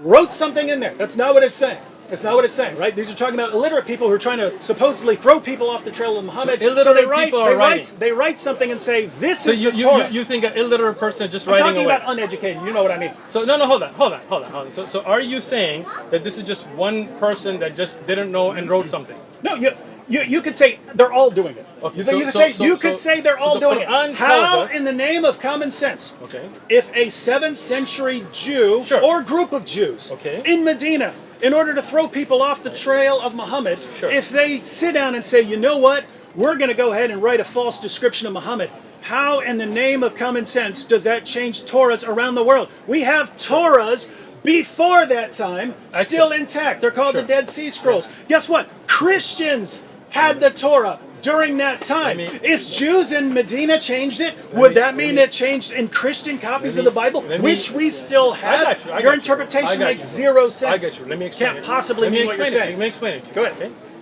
Are there in the Dead Sea Scrolls that were discovered later, right, and other manuscripts of the Torah differences? If you're talking if you're talking about textual variants, not the sort that help you, just as there are textual variants in manuscripts of the Quran. Are there There are differences in manuscripts of the Quran. Listen, So the listen, Quran's been listen, corrupted. listen, it That's has what the not. Quran means. Let The me- Quran's been corrupted. Let me explain it again. Textual variants Let me all over the explain it place. again. Now. Different kirat used around the world. Let me explain. This is a moron doesn't know what a qira'at is, right? Yeah. Let me explain it. Are there textual Now, differences? Let me explain it, bro. There are textual differences. Listen. Textual differences. It's been corrupted. So you can't listen. This is a problem with him. You can't listen, right? Now, when you look at the Torah, are there different verses? Are there different lines? And I have a whole book on the Dead Sea Scrolls and the Standard Torah and the differences between them. So it is not just that there are different recitations. Now, his father, for example, he recites in Shu'bah and Asim, and somebody else will recite in Hafs and Asim. Those are all in accordance to one Mus'haf, the Uthmani Mus'haf. You don't know that, right? Miskeen, right? But the Torah has actual, from the Dead Sea Scrolls and the other scriptures, actual verses, chapters that have differences, and there are entire books written on that. That means there were rabbis who wrote things in that are not in other scriptures of the Torah. From their hands, they added to it, and that's why there's discussions on what should. Even the Catholic Old Testament has different numbers of verses and books than the Christian one. In the Quran, find me one Muslim in the entire world that does not agree that the Quran begins with Al-Fatiha and with Surah An-Nas. Find me one. One. I didn't think so. Hang on. Go ahead, think. Think. Ubay ibn Ka'b? You heard of Ubay him? ibn Ka'b radiallahu anhu did not believe that Surah Fatiha ends in Surah Nas? He didn't have 2 extra surahs in his Quran? No! Ibn Masud didn't have 111 chapters in his Quran? No! Miskeen! Ubay ibn Ka'b didn't say Ubay ibn Ka'b didn't say that there are over 200 verses missing from Surah 33? Not at all. Let me explain this. Let me He didn't have extra words? He did not. Let me He did not explain have it. extra words. Can I explain it now? Well, yeah, but I mean, Okay, even but- Yusuf Ali's commentary admits it. Yusuf Ali was an Ismaili, as I told you. Yeah, and he's Yusuf not- Ali is just lying about what's in. Okay, let me What's explain in the it. Qira'at Get of the book. Ubay ibn Ka'b? Listen. Sir, if you want to learn. This is why you didn't come here to learn, because you're not trying to learn, you're just trying to argue. Yeah, you keep saying false stuff. Quit saying false things, and I won't have to respond. Al-Itqan of a Suyuti, and he has an entire chapter that discusses in these differences. What he explained about Ubay ibn Ka'b radiyallahu anhu are those ayat that were revealed and then put in different surahs. It's not that they were disappeared. Ibn Mas'ud, let me finish before you go to Yusuf Ali. And Yusuf Ali again was Ismaili, we don't accept his commentary. He even denied the Hurul Ain, so I mean we're not going to go there, right? But now when we go to the Yusuf Ali, I said that in the beginning. When you first pulled that out, I told you Yusuf Ali, he's Ismaili. I told you that in the beginning. I know you hate all these other groups. It I doesn't don't mean I hate. can't get information from them. Why should I trust you over them? Evidence. Okay? Now, a Suyuti, which is a standard for Itqan, he says about Ibn Mas'ud, it is not that he didn't have Qulawd al-Falaq, Qulawd al-Nas, but he took them as adhkar originally until it was reminded. And that's why when Zayd ibn Thabit, you know who Zayd ibn Thabit is? Yeah. You know who he is? About the Quran. When he compiled it, was there any khilaf or was there ijma'? Ijma'. Consensus of all of the Sahaba that this is the Quran as revealed from Al-Fatiha to Nas. Zayd ibn Thabit radiyallahu anhu in the time of Abu Bakr and again in the time of Uthman. This is the ignorance didn't he leave that he off a couple doesn't know. verses? He did not. He Zayd didn't- ibn Thabit left off the Quran. What's wrong with you? He didn't find. What is wrong with you? Zayd ibn Thabit didn't when he did the Uthmani recension. He didn't find a couple verses that were missing. No. No. Okay. Where did you get That's that from? interesting. Yourself? You didn't find the 2 verses from. Listen. Zayd Surah ibn 9? Thabit radiyallahu anhu, when he compiled the Quran at the time of Abu Bakr radiyallahu anhu and re-standardized the prints to send out, they were the same. This is why the Sahaba came to an ijma'. You know what the word ijma' means? Consensus. I mean, no Sahabi disagreed when this was sent out. Ibn Mas'ud radiyallahu anhu knew Qulawd al-Falaq, Qulawd al-Nas. He led them in salah with them. There are ahadith where Ibn Mas'ud recites them in salah. But what he was explaining was he took them to be adhkar originally until he was reminded. And that's why when Zayd ibn Thabit compiled the Quran, he didn't just do it from his own. He collected all of the Huffaz and all of the Sahaba until they came to a consensus. And that's why today, I ask you, David Wood, find me one Muslim that does not believe that the Surah Al-Fatiha to Surah Al-Nas is Quran. You're talking about after all the variants and so on are burned. Again, Uthman had to burn them all. Uthman did not burn variants. This is again your ignorance. So let did. me explain. No. The reason for compiling them and burning them was because there were differences in the recitation of the Quran. There are if all the recitations go to the Mus'haf of Uthman, then how could those differences have been gone? No, let me finish with you now. When Uthman radiyallahu anhu collected the Quran, people had small scripts. And what he wanted to do was to make sure that people don't start to take those scripts and misunderstand and join them in wrong places as they're not in a book format. So he compiled it. Said and he differences in the recitation of the Quran. no, again, the differences of Qira'at continue on the Mus'haf Uthman. Even today, every Qira'at has, you know the three conditions of the Qira'at? One second, just let me read this so I can put it down. So this is commentary on the verse, Surah 33, verse 6. The Prophet is closer to the believers than their own selves, and his wives are their mothers. He says, in spiritual relationships, the Prophet is entailed to more respect and consideration than blood relations. In some qira'as, like that of Ubay ibn Ka'b, occur also the words, and he is a father of them, which imply his spiritual relationship and connection with the words, and his wives are their mothers. So in his qira'ah, so he in says, his qira'ah, no, he wait, had hold extra on, words. hold on. Now, this is your ignorance again. Bring me the ayah. David Wood's going to get done another time now. Yeah, I know, because you're Ubay, ignorant. because Ubay ibn Ka'b screwed up. Because you didn't understand the hadith. That's the problem. Okay. There you go, right there. That's the note. That's the Excellent. verse. So the note is For some strange reason, 7-4. for some strange reason, Ubay ibn Ka'b had extra words in his. He did not have extra words. Hold on, I'm showing you. I'm showing you, right?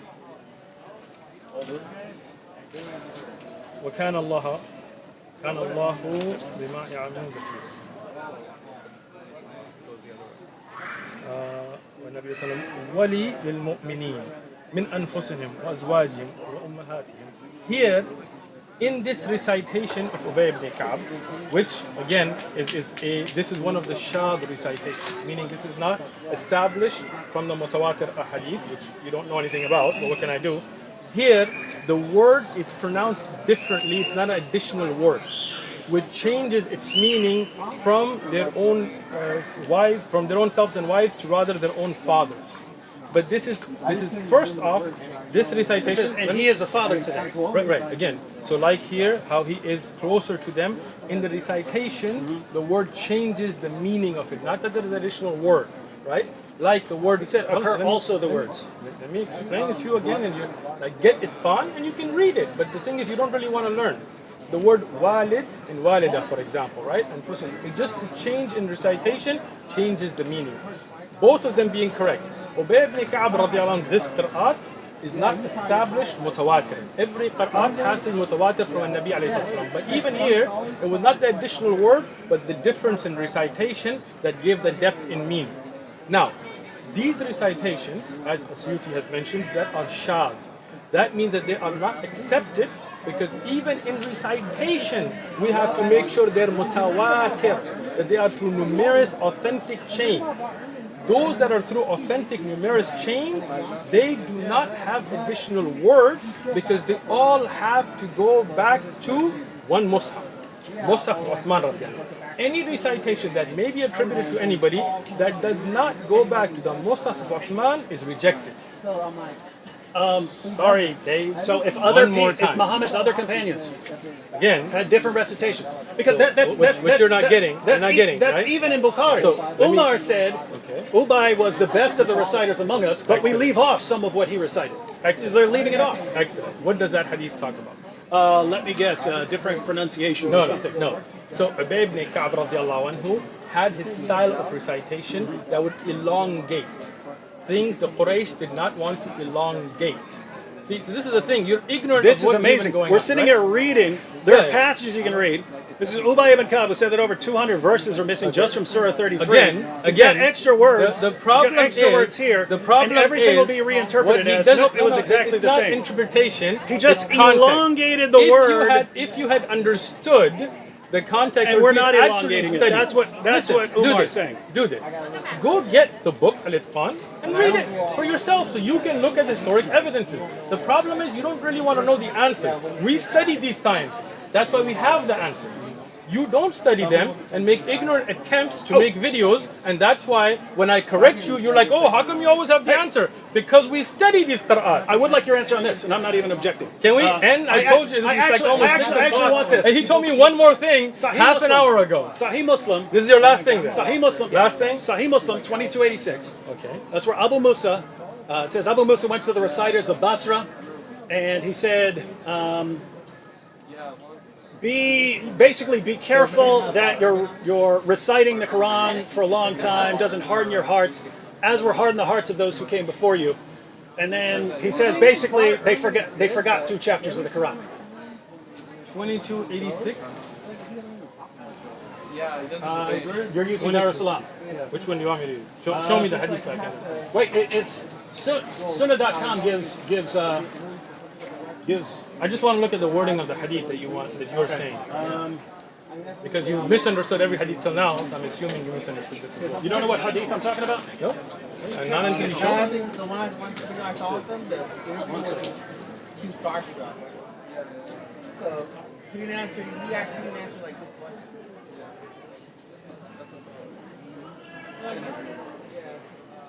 All this way from New York just to get destroyed again. Miskeen. Ring it. Oh, can't find it. No. You were throwing the number This has out a like different. you This wouldn't has a believe. different numbering system. Then which one were you looking at? So, yeah, that's what I was saying.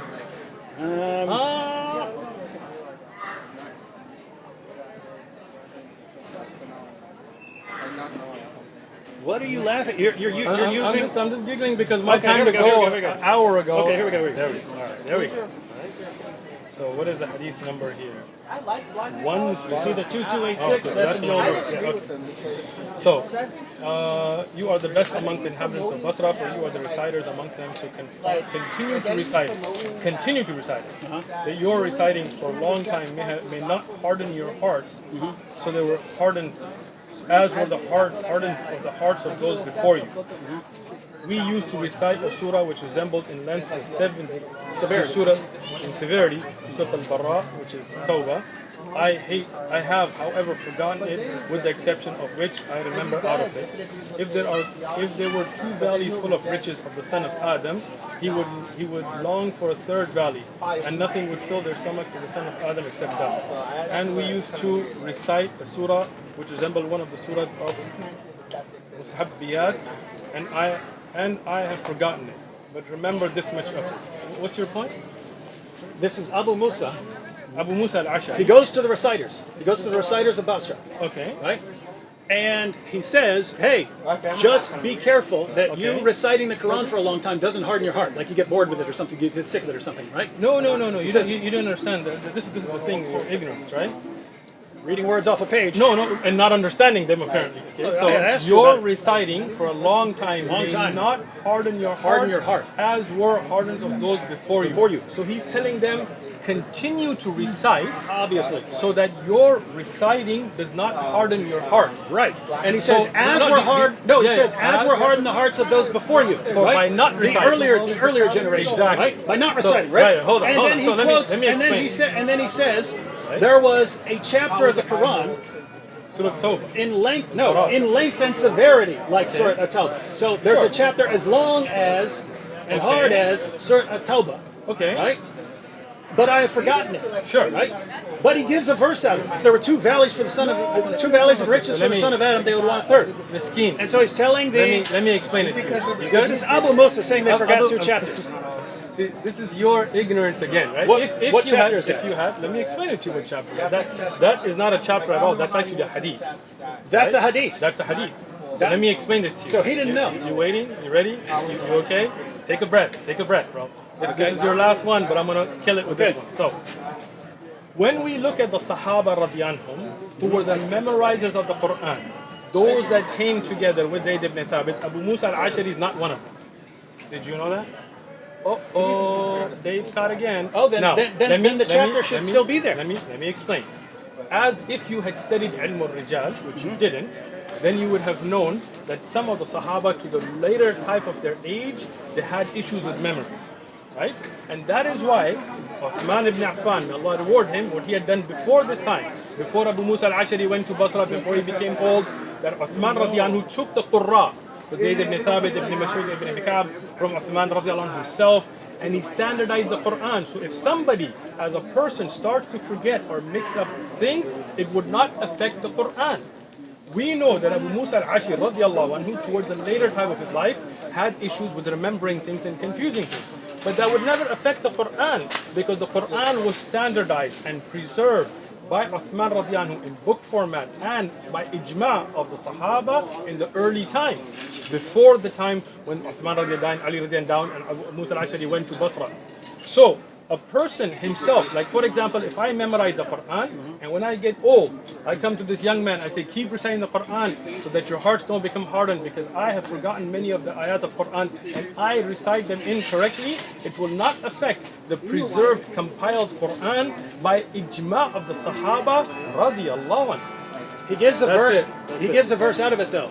He does not. This is a hadith. That's the whole That's a point. hadith. Imam al-Nawawi, in his Sharh of Sahih Muslim, he explained that this is actually a hadith, and Abu Musa al-Ashari, because of his old age, was confused.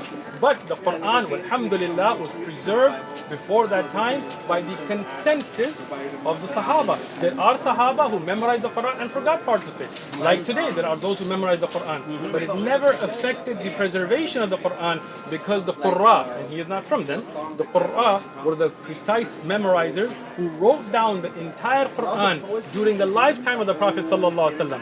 And that's why Zayd ibn Thabit, when he collected it, he told them to bring from the writing and memory, and only accepting 2 witnesses per ayah, compiled the Quran, standardized, sent out by ijma' of Sahaba, so anybody's personal memory would never affect the Quran after that.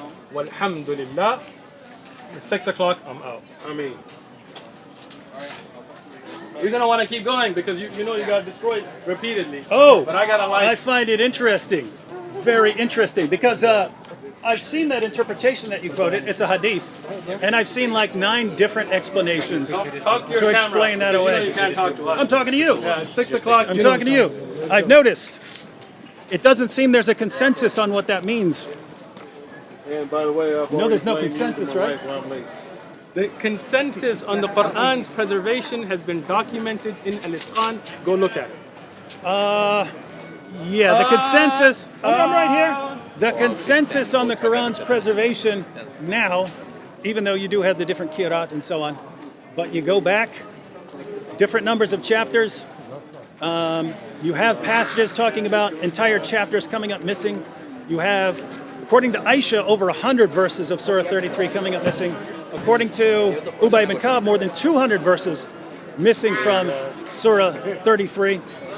Ibn Umar warned people. Ibn Umar warned people. He said, let none of you say, I've memorized the entire Quran, for how does he know what the whole of it is when so much has disappeared? And the response to all of that is, there's a consensus. There's a consensus. We know there's a consensus now, but it doesn't line up with reality.